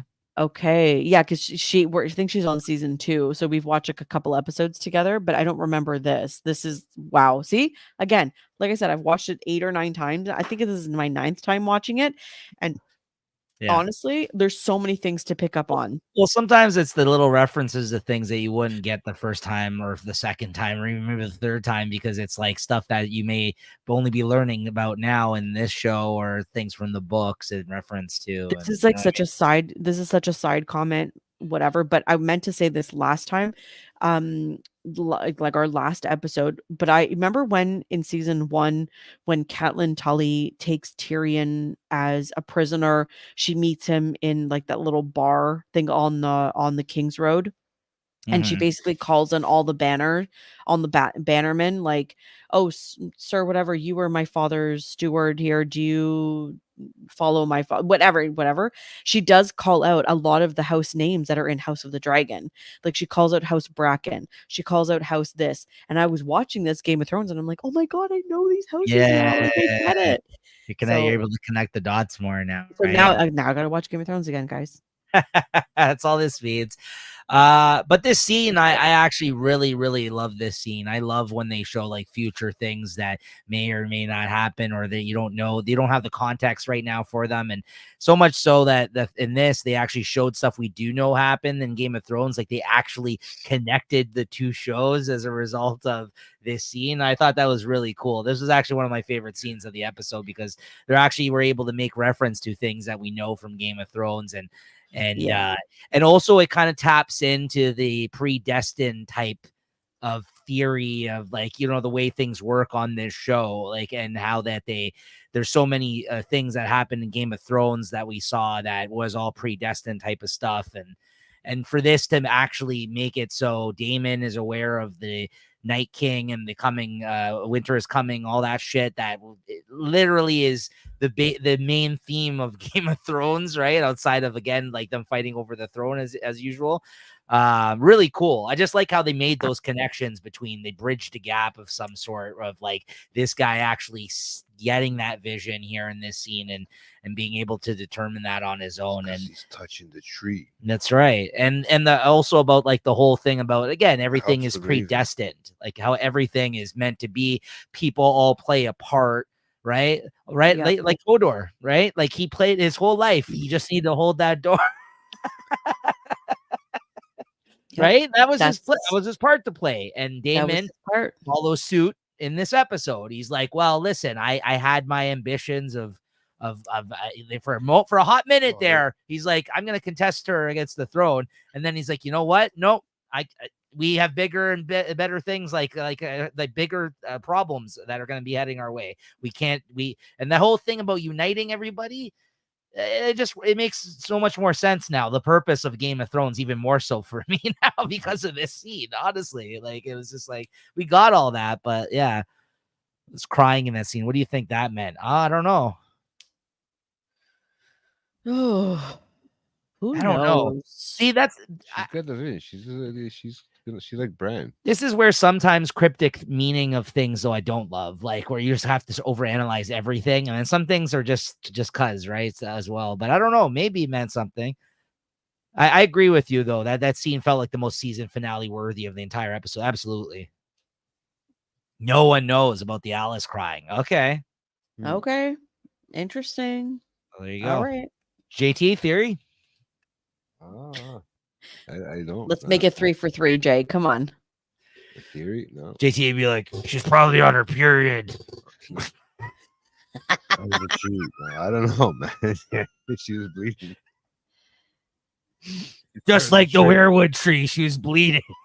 Oh my god. Okay. All right. Let's That's why I'm moving on. No. Come on, JT. Yeah, come on, JT. Yeah. People want your theories. I think she sees. Yeah, well, we know she's gonna see the future. Maybe crying for Damon. She did tell him you will die here the first time they met. That's true. Does she really care about him that much? I don't know. I feel like she's just like I just, also like, yeah. Her Sorry, sister, go ahead. right? What were you gonna say? no, I was just making a dumb comment. Like it's kind of like did Melisandre really give a shit about Stannis? Like Well, that's you know, actually what I like- was gonna say. I was like, I still don't know how she's like if she's playing the same type of game that Melisandre was, in the sense that they know about this stuff that's coming, right? The fire. She had goat for dinner. yeah, I'd cry too. Yeah. I don't know. All right. I don't know. Great scene though. Yeah, it was fantastic. Yeah, so anyways, so Helena says like you know what you must do. He hears it like in the dream, but it's also like she says it out loud while standing on a balcony or like kind of a stairwell that kind of looks out into King's Landing, at King's Landing. So they're in two different spots. She is kind of prophetic. I kind of, like I said this before, like she kind of sees the future but sees it in metaphors. It's interesting. So she kind of says this out loud and kind of ties the two in. So to me it's just like, okay, like there's obviously something there. She, and then in this scene, she's there and Aemond appears and basically speaks to her very softly, and he's pleading for her to join him in going to Harrenhal to fight Daemon and laying waste to Daemon and his army. But she again refuses and confirms that like Aegon will be king again. Yeah. She says something like to the effect of, he sits on a throne of wood, but he hasn't seen victory yet. That's right. Or something. And then she basically said like, and you will be dead, kind of thing. Bailey, Aemond will be swallowed up in the god's eye and never seen again. He threatens to have her killed, but she says it changes nothing, or it doesn't change anything. Yeah. Which means that she knows her fate as well, that she's gonna die some other way, and it doesn't matter whether or not he kills her for treason. That's what I got from that. It's like she's like, yeah, it doesn't matter, I'm gone. You know what I mean? Go ahead, do what you gotta do.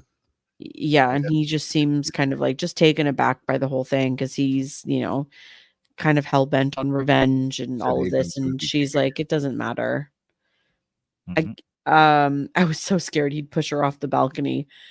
Yeah, you know what's funny? I never thought that once. Like I didn't think it once. Related like to Bran, not related, but like in a Bran character. It's the same way with those visions. You know what too? I liked I liked how she stood up for herself somewhat here though too against Aemond, because he's just like such a dick and like trying to force her into this war, right? And she's scared. Well, listen, I get it. They need the dragon. I get it, but like after the first attempt, the fact that he went for it again and like threatened her again, like he did here, like the fact that she pushed back against him and like kind of threw all those, because now like it's going to probably mess with his head what she said, because he's going to overthink things, and that's not going to lead to possibly to, now it's going to be interesting to see.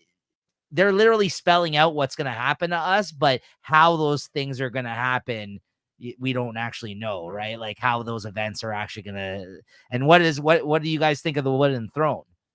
What does that mean, right? Like, I know there's theories going Wheelchair. around. I've been trying not to read into it. It's that wheelchair. They I don't know if it could be a wheelchair. It could be like the wooden house. cart that he's in right now. Could be It a coffin. Could I wouldn't pull it that far. He's okay. Just that he lost his penis. It burst. That's all. Oh yeah, he is on that cart. That's true. Maybe that's what she meant. I don't know. I don't know. Like it's hard. I don't know. Like there's definitely something. Like she's, I think we know well enough now that it's like we should pay attention more to what she's saying. Yes. So there's something. I thought she looked beautiful. Like she has like a beautiful moment in this whole show. Like she's such a character that gets overlooked because she seems like flighty or insane, but she's so beautiful. Like there's so many beautiful moments in this show that they just, I don't know, she's just fantastic. Yeah, the van. Exactly. Yeah. Maybe where he goes 2 years from now. Oh, I don't know.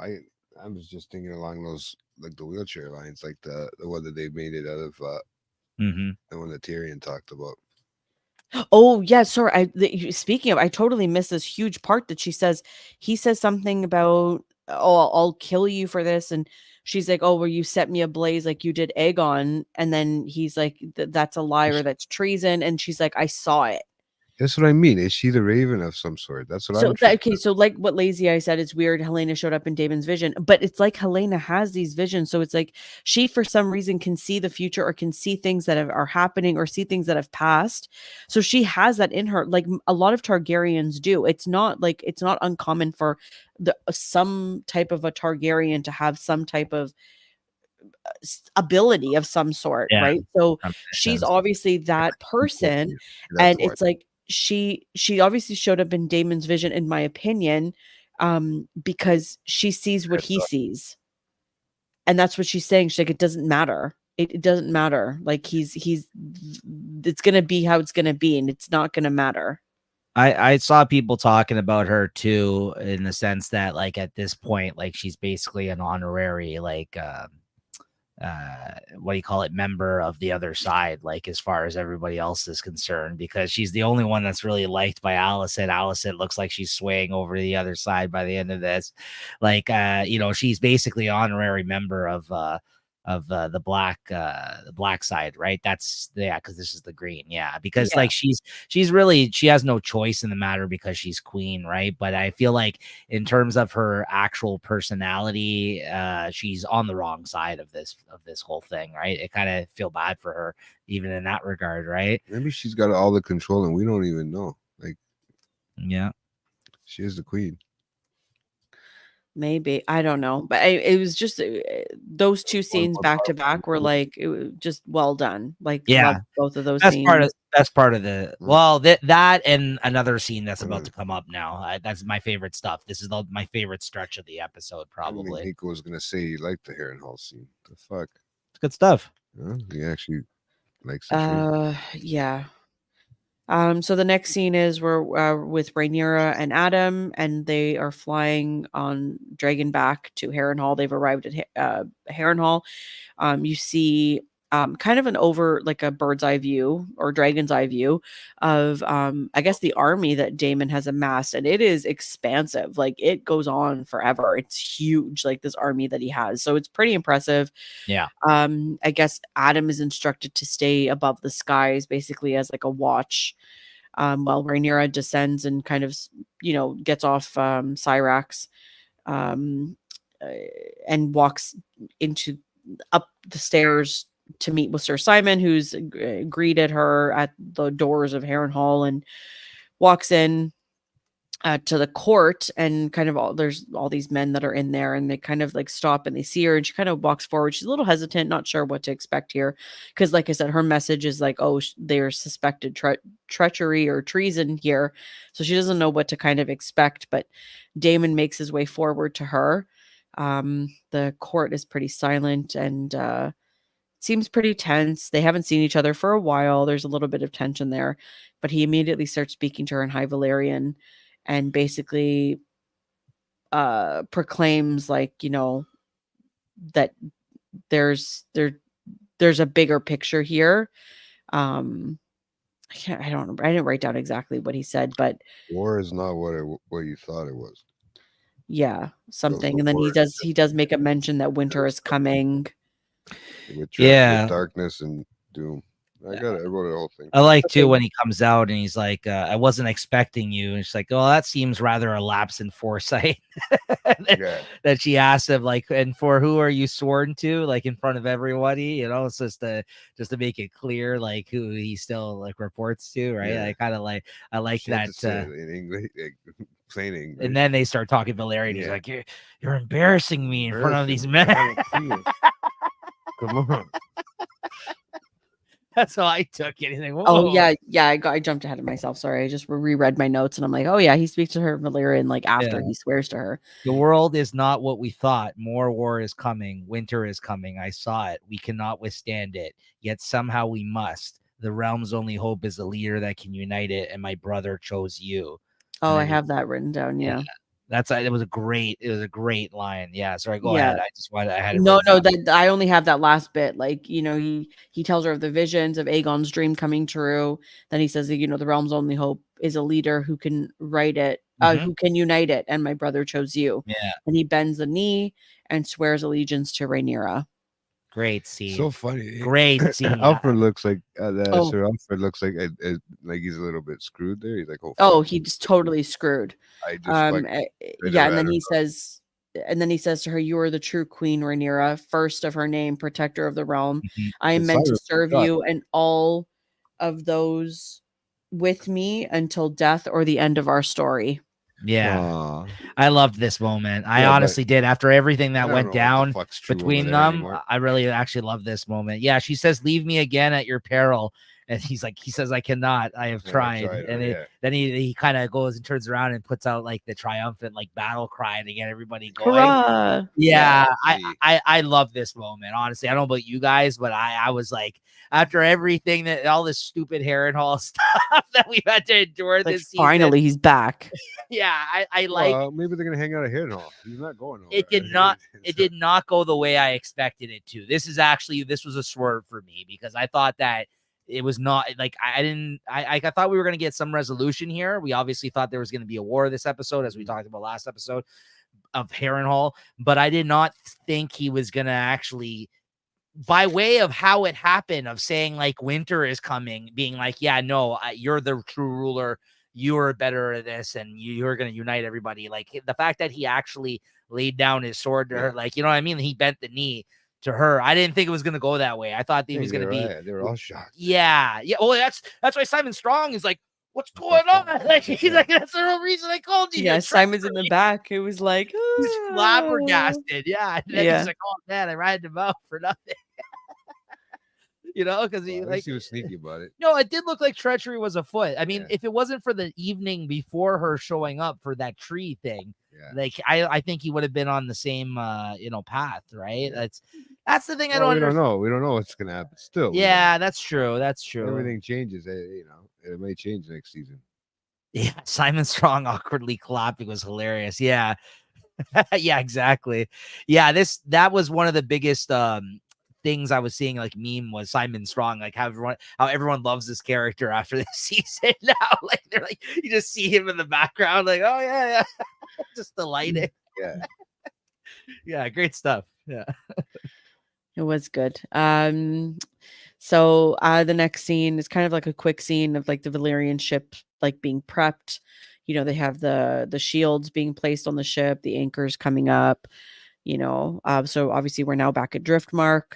Corlys is speaking with Alan, his bastard son, but also his first mate. They're on the dock, and Corlys basically says, "Oh, I wish to part on good terms," and basically says that men think that Alan is curt, and it's not a great quality to inspire I mean, of a leader. Pardon? I mean, like, No, he doesn't Sarah, take charge, oh, essentially. yeah. Yeah. So he's Yeah, pretty He's much. short, like he's Never very thought- like he's not friendly, do he's not that. personable, like he's not, right to himself. Yeah, so Alan says, well, that he'll try harder, but then Corlys reminds him of the great position he's in which anyone would be glad. Yeah. Corlys reminds him of the great position he's in, which like anyone would be glad to have.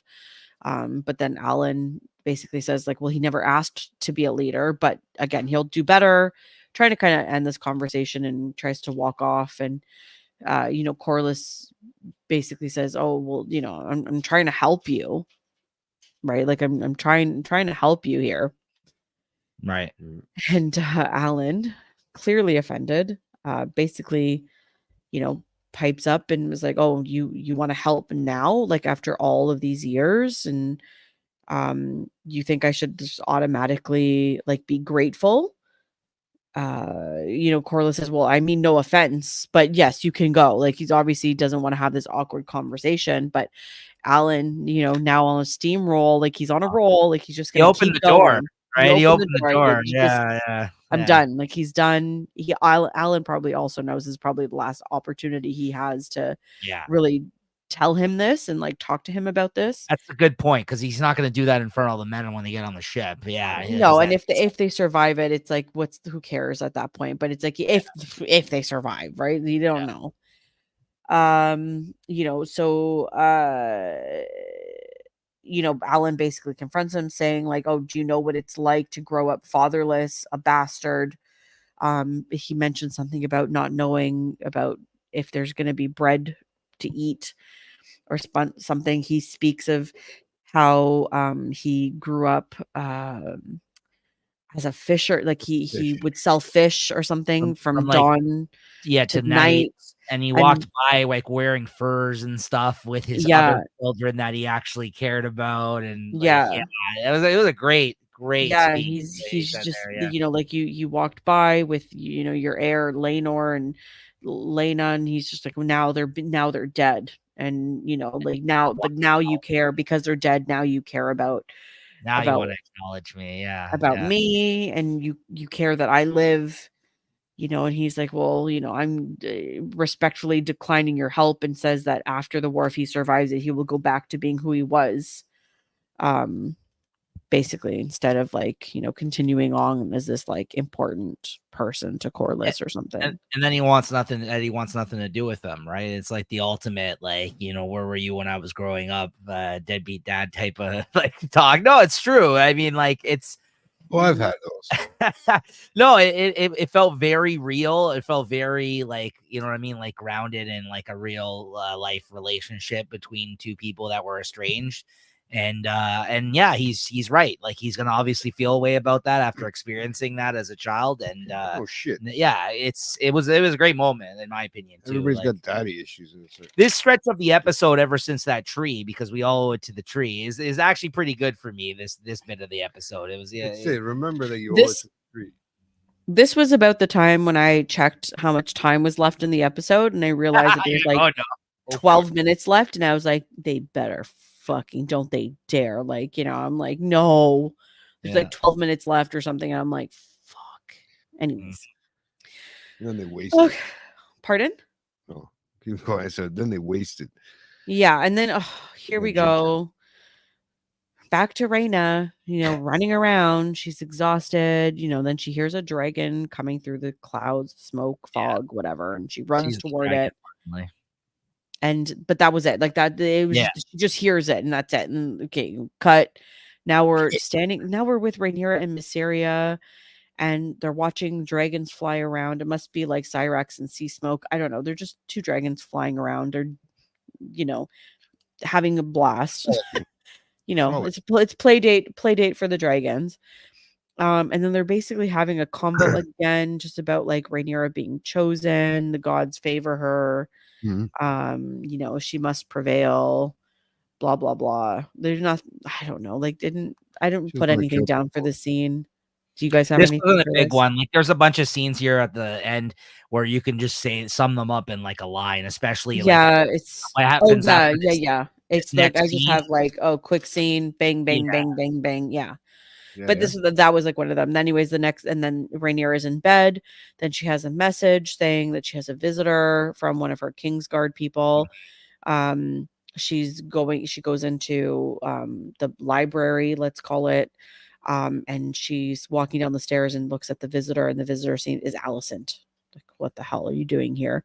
yeah. So she immediately goes up to her and she's like, "Who knows you're here?" And she's like, "Just like my king's guard who laid down his sword at the gate. Like, that's it. Like, there's nobody else that knows I'm here." Um, then she goes into this whole like, "Oh, woe is me. You know, she followed the rules. You know, she made a mistake. Blah blah blah." Then she says, you know, she's always followed the directions of her father, her husband, and her lover. And then Rhaenyra is like, "Oh, well, that's rich coming from somebody who had virtue as a banner." And she's like, "I have desires. You know, I was loyal to your father, but I have desires." This is such a I, weird, Well, random she was conversation. loyal until he died, I, right? I mean, I would think, I, right? I would, for the most part. I gotta say though, like the way that Rhaenyra was acting towards She's her, a bitch. no. Like it was She's like putting her authority out there. I no, guess. it's how two good friends like Oh yeah, would yeah, act yeah, towards yeah, one yeah. another. Like she's Like Nico would talk to me.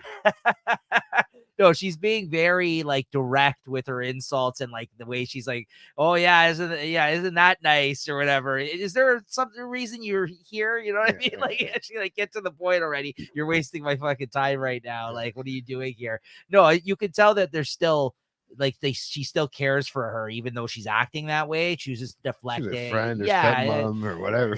yeah. No, it just felt very genuine, like how two friends would talk when they Yes, how were they banter, how friends banter back and forth and like kind when of they're like upset with chide one you, you know, like they another. just, you know, poke fun and whatever.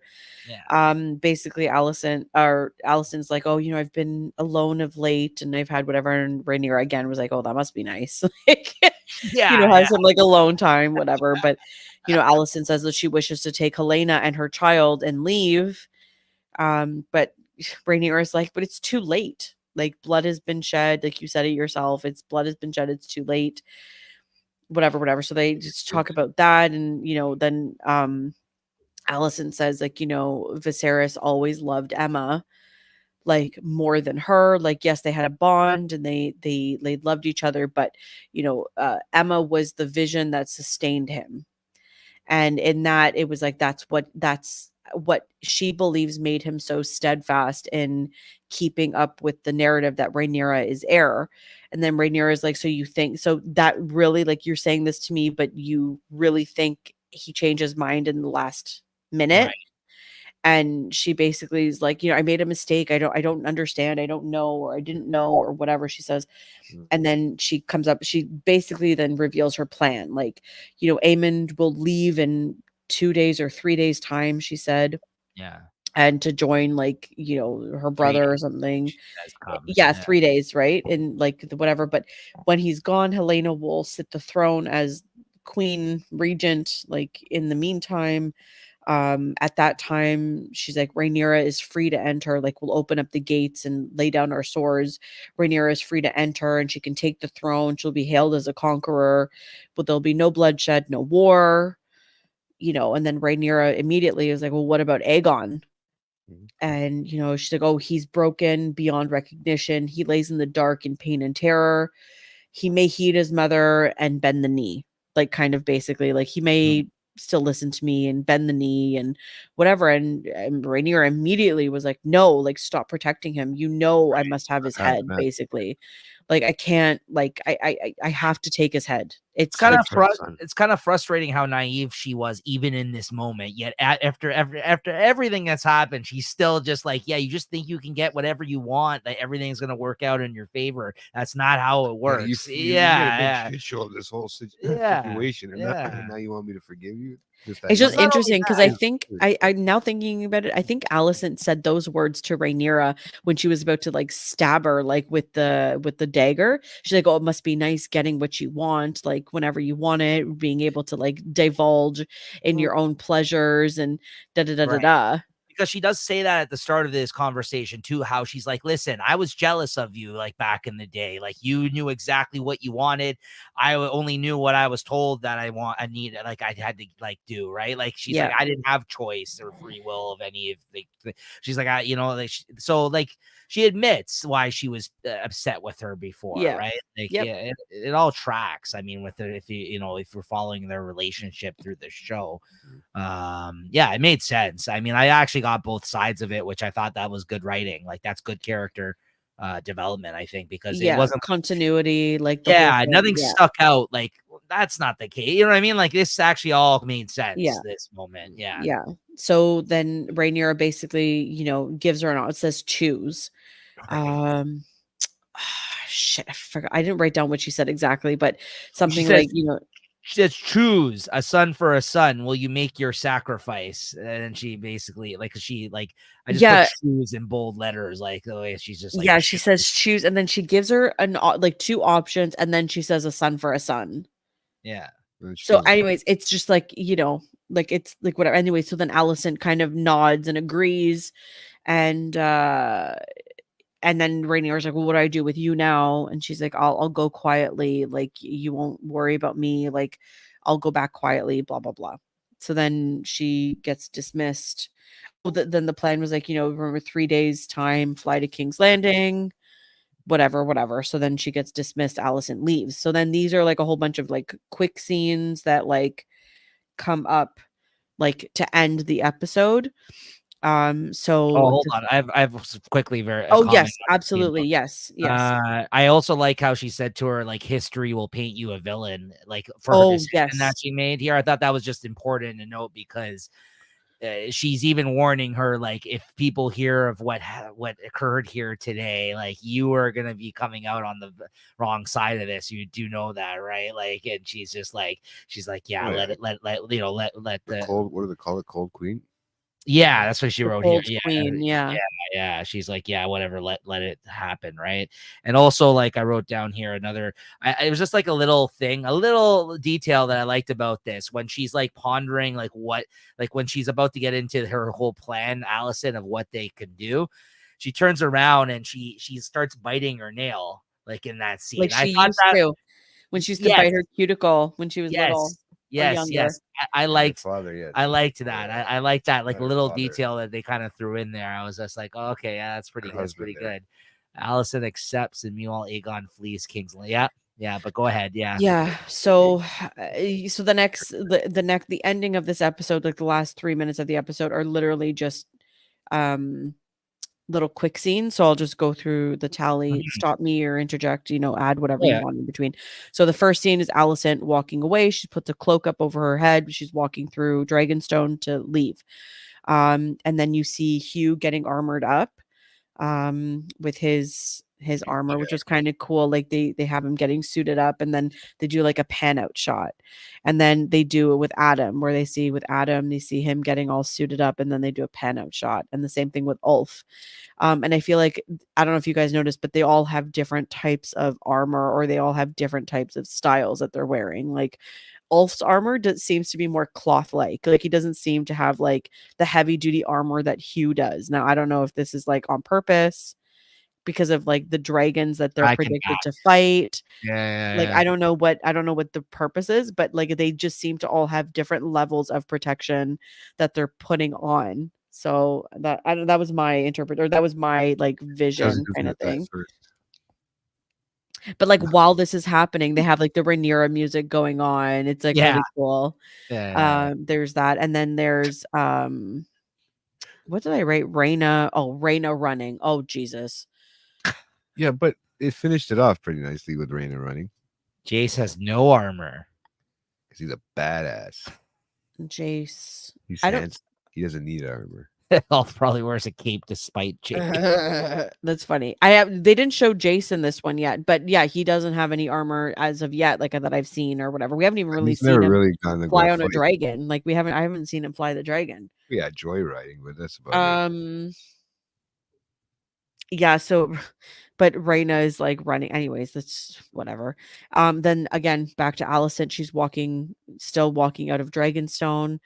And then you see the Hightower army. This was kind of cool. You see the Hightower army marching, and you see a dragon. And if you pay attention or whatever, the dragon's blue and whatever. It's Tessarion. It's the dragon that we haven't been introduced yet. It's Daeron's, but there's no rider on the dragon. It's just the dragon flying overhead. So that's our first glimpse of Tessarion. He doesn't look that little, but he's tiny. He's compared to the other one. So, but he's blue. And then the next scene, we're at the twins, with the on the bridge between the twins, where the Freys are. And the Stark army is marching over the bridge, and then the Stark music is playing, which was really cool to hear again. Yeah. And then the next scene is the Lannister army, with their lions and everything, and they're kind of marching on. I tried to pay attention where they were headed, but I couldn't really see in the background where they were going. It could have been Harrenhal. I don't know. It wasn't very clear where they were marching upon, but the Lannister music was playing, which was also really cool. Took everybody's songs, eh? Yeah, and then they had Daemon walking out of Harrenhal, and then he's overlooking his army that he's collected. Again, the music was I don't know what kind of maybe it was Daemon's music. I don't know. I'm not familiar with it, but it changed again. And again, another scene of Alicent walking. And then this is when we see Tyland sailing in a storm with his new fleet. Right. It's in like a crazy rainstorm. They're getting pounded with rain, but anyways, you could see that they have a huge fleet of ships coming back across the sea. And then the next scene is Corlys and Alan. They're on the same, I guess, little boat, and they're headed toward the bigger ship. Sorry? The Lannister's going towards the sea snakes, so it's not the sea snake anymore. It's the queen that never was. That's what they still think it is, right? Right. I don't think they know that. No, the Lannisters. So I guess Lazy Eye just confirmed that the Lannisters were marching on either Harrenhal or King's Landing. Yeah, I kind of feel like it was either of those two. I'm pretty sure. I'm thinking maybe Harrenhal, but they have to pass. I think Harrenhal. Oh yeah, that's a good point. Yeah. Well, I mean, it's either or. I don't know, but right? yeah, the music blending was amazing with this, with this. Yeah, so that was great. But anyways, Corlys and Alan are looking at each other. They're heading toward the bigger ship, the Queen That Never Was. And then Rhaena, she comes and she finds the dragon. Rhaena comes upon the dragon who's eating a sheep. But the dragon stops and spots her and kind of like yells at her, like screams at her, kind of thing. The dragon was super cool, like had like the curly tips like on its wings, super spiky. Yeah, this sheep stealer, I think this is what this dragon is called. Really cool. I really love this visual of like that. So we'll see what happens. You might get it. She has that kind of hair like a sheep. I think it is predicted that she will have it. This is not in the books. I think there's a different rider that takes this one in the books. What I've heard online or what I've seen, but the showrunners made her have this one. So it's kind of cool. And then we see Otto in this next quick scene. He seems like, wait 2 years to see I got in jail I'm happy they showed him. That's a tease and a half. It is. I'm happy they showed him though, because I knew he was still in play somewhere. But that's the fact gonna fuck up, like that's gonna fuck up everything that Allison's trying to fucking. I don't know, man. So I don't know. There's a lot of series at the end. Yeah, Sheep Stealer is so feral. Like it is like what a I can't wait to see these like wild dragons again. Um, he's a bit of a nail trim. Yeah, so Otto is looking like he's a prisoner. He looks really unkept. He looks like he's in the dark, but as you get closer, the camera pans closer to him and he kind of turns toward the camera. You see the light comes closer. It kind of looks like a flicker, like someone's coming with a torch, or there's like an army coming with like a blaze, or something is happening. And He's been taken hostage somewhere. We don't know. Like, I don't know. It kind of alludes to fucking I wonder if island. the Greyjoys have him. Kind of alludes to the island though, but it kind of alludes to Dragonstone. yeah, because he's like in a cage or something, like behind Yeah, bars, man, it right? kinda Yeah, looks like- he's like in a feel like- prison somewhere.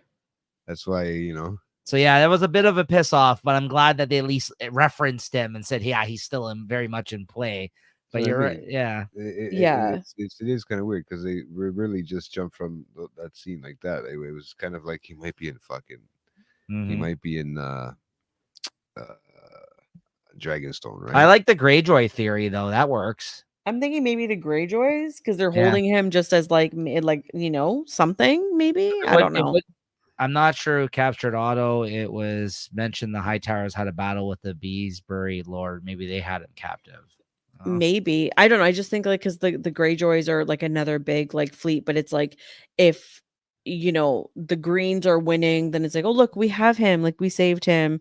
Or but if the Blacks are winning, then we're like, look, we have like a big Yeah. player like that you can use as collateral or something. I don't know. Like, But as far as we know, he was supposed to be going back home, right? So Yeah. if they did get into he's saying about if they did get into a battle with another lord, maybe that is where, I don't know. Because like if he did make it home after he left, or if he got banished for like the third time or whatever, it's like, right? Like, Maybe he went to the whorehouse. how would and the he got stuck Greyjoys somewhere? No, it's- would he have to have traveled by boat to get where he had to go? Because then it's very much probably No. the Greyjoys. No, okay. No. then. Walk land. He was what? So then I don't know how the Greyjoys would have got a hold of him he was in then. King's Landing, right? I mean, Yeah. that's the original. I So don't. we just I walked. don't know. See, That's this is true. gonna bug me now for 2 years. This Ottawa Hightower business. Well, I'll give you something to stew on. Yeah. But this Well- next scene here after this too was a very Yeah. interesting swerve because Alicent's whole plan now, like, right, like Larys escapes with Yeah. Aegon in the buggy In a here. wagon, and they're kind of in disguise, or they're hidden here, so that's gonna throw that whole plan out the window. Right. Then Alicent's looking out like over a mountain or a cliff kind of thing. I didn't know she was gonna make it out. I thought that was gonna be the ending this episode, that she was gonna have her killed on her way out of Dragonstone, because Well, I mean, I don't know, like, so I don't know, like, It'll take her a while to get back on horse.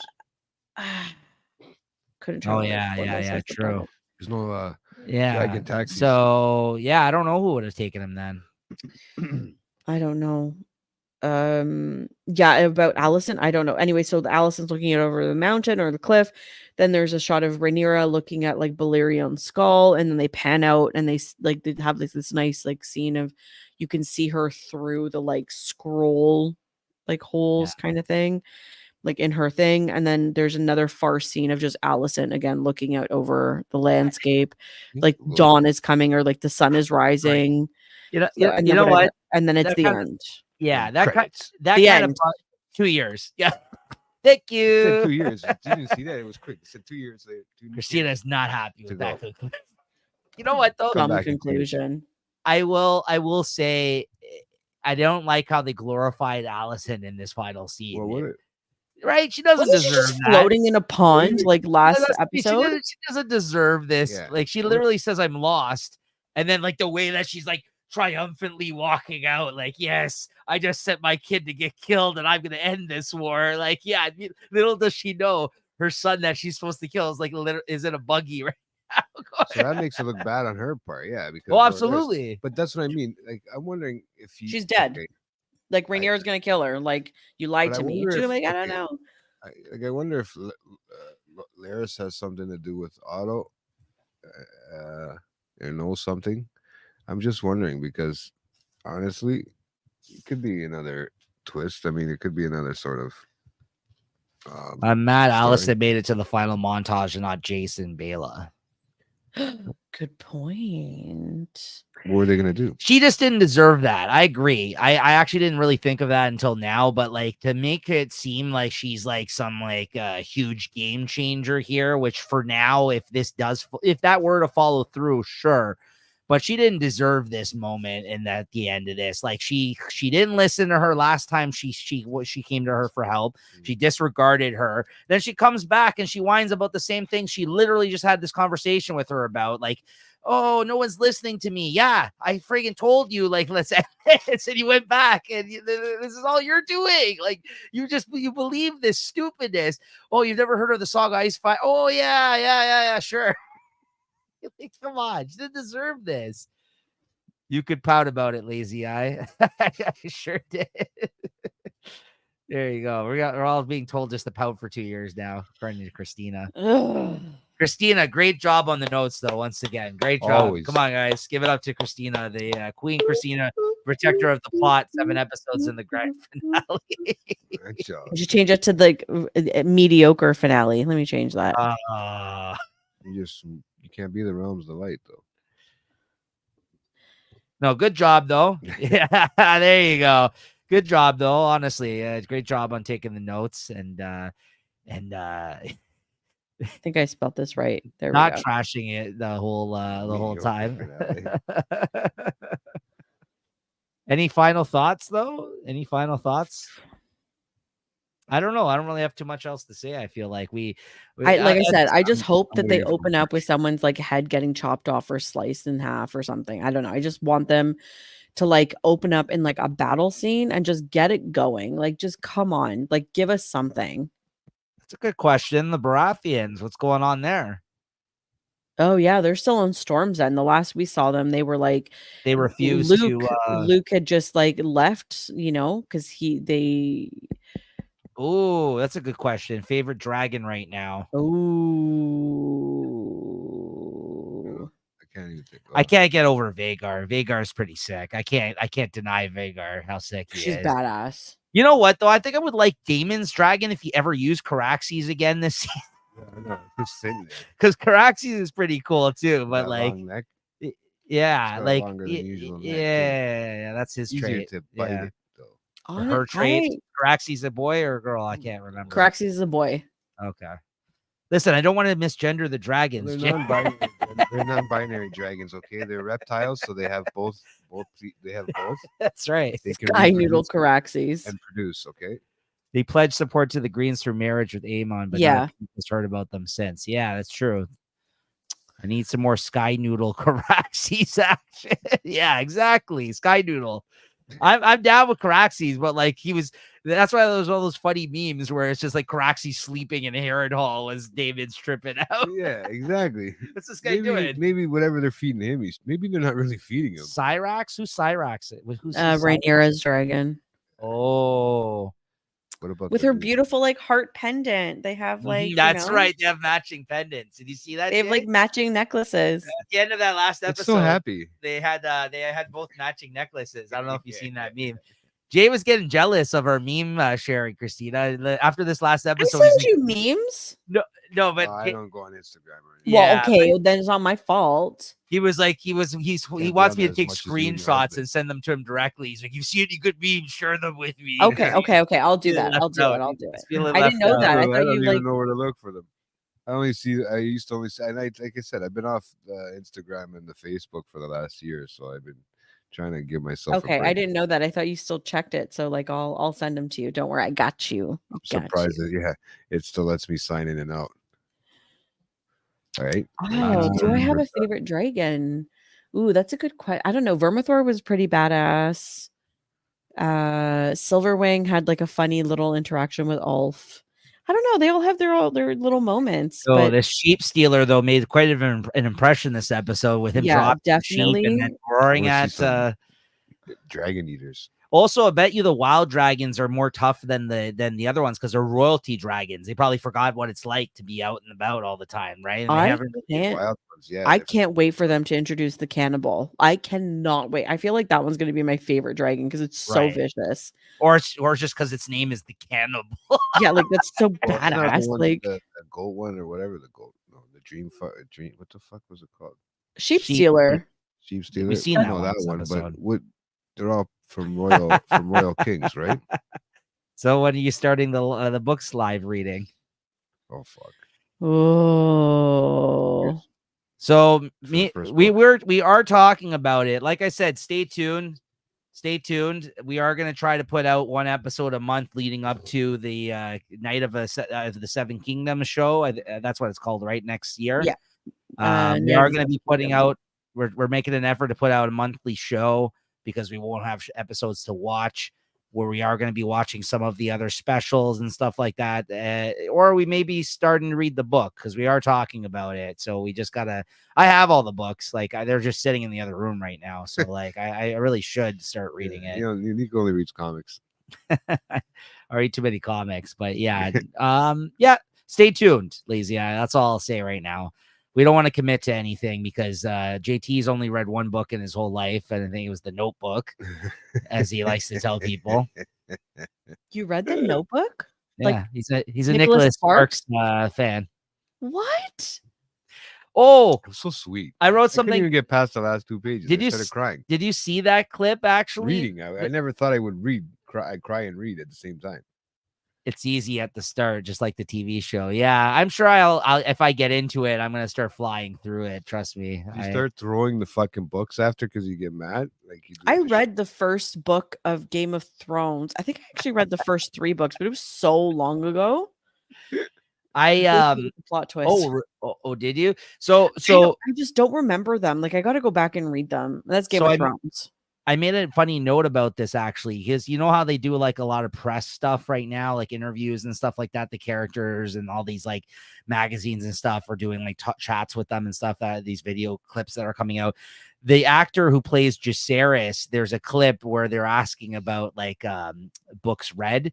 And he actually says that he's only, just like JT, he's only read one book in his life. And then the actors that are in the scene with him are the actors that play Corlys and what's her name? Rhaenys.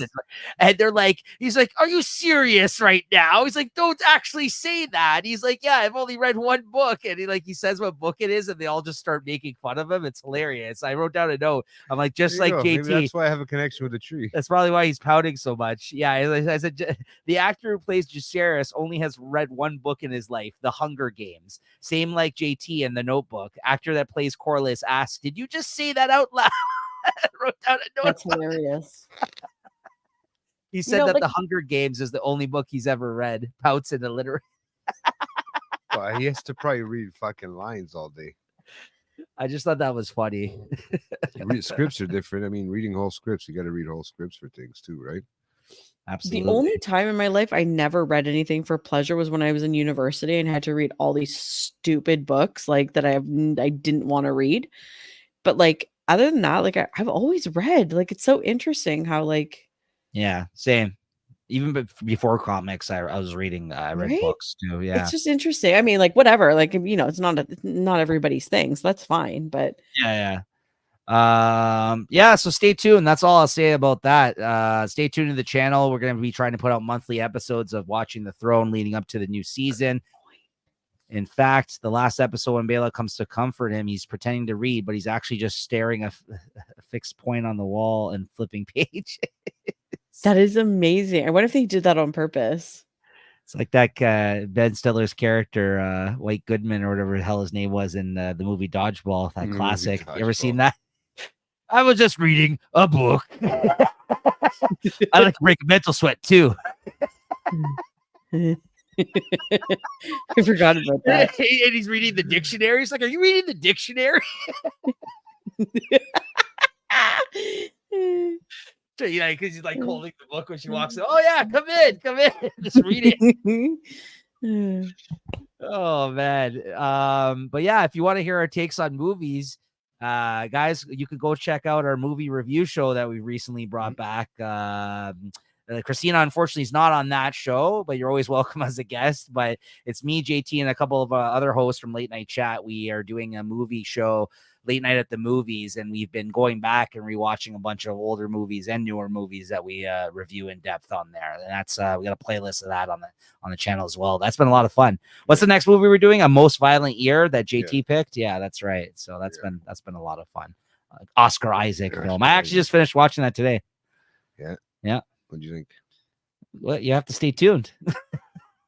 I can get it out of him right there. That would have been nice. But yeah, stay tuned to Watching the Throne. We're gonna do the monthly episodes. So stay tuned. Maybe we'll do the books. Maybe we'll talk about some of the other specials. Yeah. So maybe we'll play the game and like do a live play a game. We did talk about doing that. Yeah, it'll be. I like the trivia idea. I like all of it. Like I'm so good. Like I love this. It'll be Game of Thrones specific. So we're gonna go down to one episode a month, starting probably next month, and then that'll lead us up to episode 100, hopefully with the new spinoff show, the Knights of the Seven Kingdoms. Right? Yeah. You know what? Why don't we check out the trailer before we finish out here today? Because there is a trailer out right now of that. Did you guys are you interested in watching that? Okay, let's do that.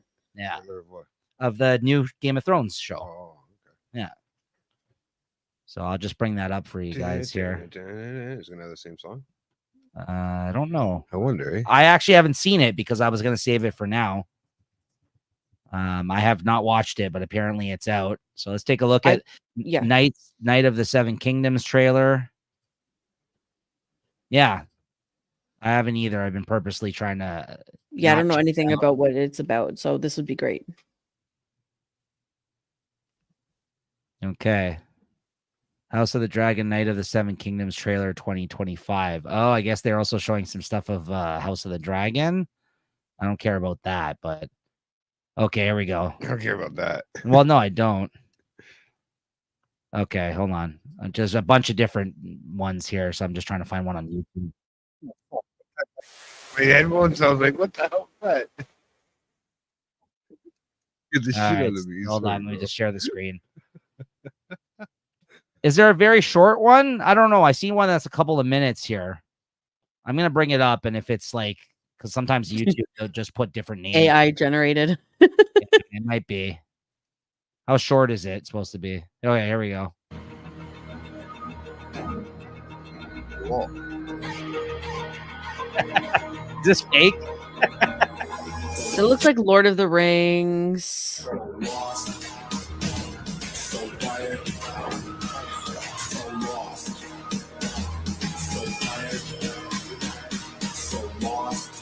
Yeah, this is just somebody that put music in it, it seems like, right? This doesn't seem official. We'll keep watching it.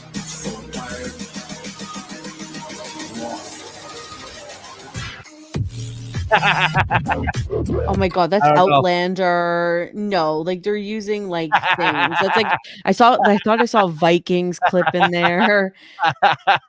It's a bunch of made up stuff. Hold on. It's Pedro Pascal to do it. Is it only like 5 seconds? Because here's like a 5-second. You and I? I'm Sir Duncan the Tall. At all? You and I?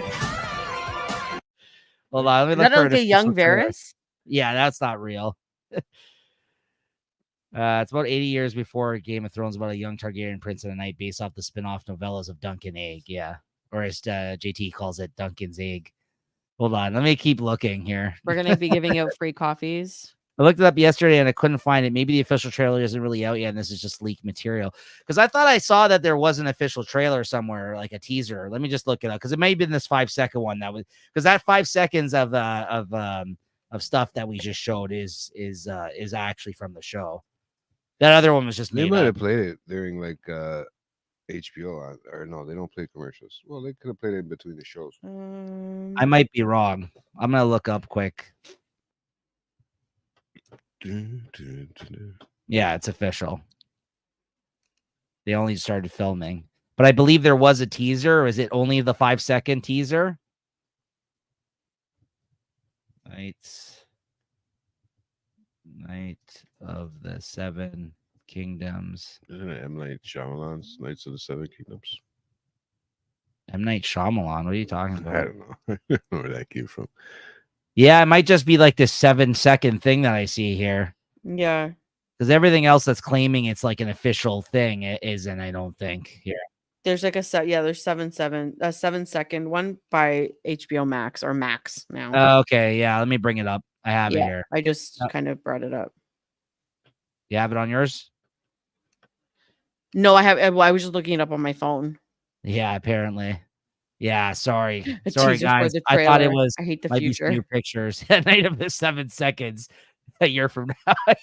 Sorry. I heard there was a trailer out, so I assumed that's what it was, a full length thing, but apparently not. We can't even get that. Fuck, eh? They did confirm the date, right? But let me Yeah. just bring this up then for you guys quick. Let's watch these 7 seconds and have our theories here. Ready? Doing I? I'm Sir Duncan the Tall. Circum what? I'm Sir Duncan the Tall. That's one of the characters. Dunk and Egg. That's what it's based off of. Those two characters, as they mentioned. There you go. That should be my title. What? Night of the 7 seconds? All right. Well, I guess that's it then. I don't know what else to kind of talk about in this moment then based off of that. We did. Oh, hold on. Christina sent me something interesting today that let me just look that up. That was interesting. George R. R. Martin says there are 7 more Game of Thrones shows in development right now currently. 3 are live action and 4 are animated. And speaking of animated, we are going to be talking about the short animated film. I think that was on Game of Thrones that exists. It's like half an hour or something. We are going to watch that and talk about that. Some of the things I found here are Game of Thrones, Conquest and Rebellion, an animated history of the 7 kingdoms. That's a 45-minute animated thing that they did. There's the House That Dragons Built show. So we're going to be talking about that. These are all things we're going to be talking about in the months to come here on Watching the Throne as we go monthly.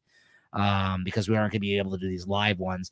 There's Game of Thrones, The Last Watch. I think this is chronicling the creation of Game of Thrones' final season. That'll be interesting to see behind the scenes of that season. And then we have Game of Thrones, A Day in the Life, which is a featurette that spent a day touring various season 5 sets in Croatia, Spain, and Ireland. And then we also have Game of Thrones, The Story So Far, which was catching up on the events of the 7 seasons of Game of Thrones prior to the last season. So there's some specials and like behind the scenes type of material here we are going to be watching and commenting on because we've never seen it. And a play or musical. Wow. Interesting. I'm in for everything and everything. Yeah, there you go. Absolutely. Anything and everything, as am I. So yeah, so stay tuned. Stay tuned. We are going to pick apart some of the other, less known things here. And we will be talking in the future about the live shows as they come out of these new spinoffs. So maybe they'll do the musical at medieval times. yeah. Wow. The company that owns it lost billions this year. Owns what exactly? House of Dragons? Or that, I would think. Christina, any other thoughts though on all this, on the finale? All I have to say is that I'm happy that this show, the only good thing that's come out of this show is that I get to hang out with you guys every week. Ah, there you go. It's very nice of you to say. I agree. This is my favorite part about watching this show and coming here and talking about it. Has been the best experience of this. That's why I had to try to think of something to go monthly, or else JT is gonna lose his mind. I think over here he's getting sad because the shows are dropping on the Late Night Chat Network. There's less and less shows now for Jay to He go. was working less, not hard. He's working. What did he say? Less. I'm working smarter, not harder. Smarter, not harder. Ew. Sounds like a CEO talking. Watch Oh, out. Fuck, man. Is it Disney? Oh, okay. Disney? Disney can afford to lose billions of dollars. Oh, there you go. Guys Please. telling you, pick up the book, JT. Yeah. We will. He has $100 riding on this bet. Big fucking deal. I make $100. Oh, big deal. All right, then I retract. I renege. Okay, we'll just spoil everything from the book for you. We'll spoil the whole rest of the show for you. Yeah, we'll just tell you Not like exactly what fucking happens to your 3-4 years weirwood before I trees. finish. You know, Wow. What? There's a lot of werewood tree material in the book, though, Jay. From what Can I've we- heard. yeah, rare wood, isn't Can we it? just no, we're not even gonna get into it. I can't believe you just tell me $100 is nothing. I mean, it isn't, but like, is it? Like, come on. Come on. Does it buy me a coffees for 2 weeks? The Jesus. amount of coffees you drink, yeah, I guess so. You know, fuck. I'll make sure I Anyways, give you $100 in Tim Hortons gift cards. so I'd rather take that. Straight up. I'll just blow the other shit. so as you guys talk amongst yourselves, I'm gonna pull up the actual Rhaenyra Sorry. theme. The actual Rhaenyra theme. I'm not gonna put Oh. on the Rastafari and Targaryen again. Don't No worry. worries. Yeah, hurry up. I got 14% left. That computer's about to die. All right. Oh, Lazy Eye wants to. Yes, let's do some random trivia. Fuck, eh? I'd be glad to be in the corner of the chat again, throwing random trivia, interrupting Christina's summary for season 3. Well, Lazy Eye, you're always welcome. Please come back. Yeah, Anytime. like I said, check Anytime. back on us. We are going to be putting out monthly shows to kind of in the interim of us all having to wait another year, right? No, JT, you got to read the book now. But yeah, no, thank you to Guy, Lazy Eye, Goat was here earlier. I know there's been some other people that have come in through the chat. Thank you to everybody, honestly, for these live chats and comments and filling in the blanks and stuff we missed. And I know Christina also really appreciated it as well. She always talks very highly about the chat. Honestly, it. it's fun. Yeah, it's JT doesn't care though. He just say No, man, I'm a little messed up. I'm good though. Like and subscribe. Follow on social media. Yeah, you can follow us on Instagram. Instagram as well at Late Night Chat Network. Follow us there. Late Night Chat Network, first stop for pop culture talk, Jay. Remember that. Don't forget it. And yeah, make sure to tune in for our monthly episodes, guys. Yeah. And Wait till you hear me say that. there you go. Fucking 10 times fast. We'll be back. We'll be back next month in September to talk about this. Dye that beard blue for season 3. You could get me into a lot of trouble in the city there. I mean, oh, fuck. All right, let's bring up the Rhaenyra theme here. So let's see us out here. Yeah. House of the Dragon Targaryen theme. Is that it? I think so. All right, everyone. Thanks again. We'll see you next month. Thank you for all the fans. And yeah, there you go. That means. Later, y'all. Later. Oh, there's an ad. It's on YouTube, right? Where you want.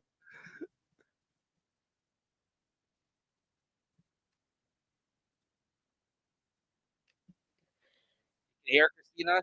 No. No? Oh no. They screw it up. Hold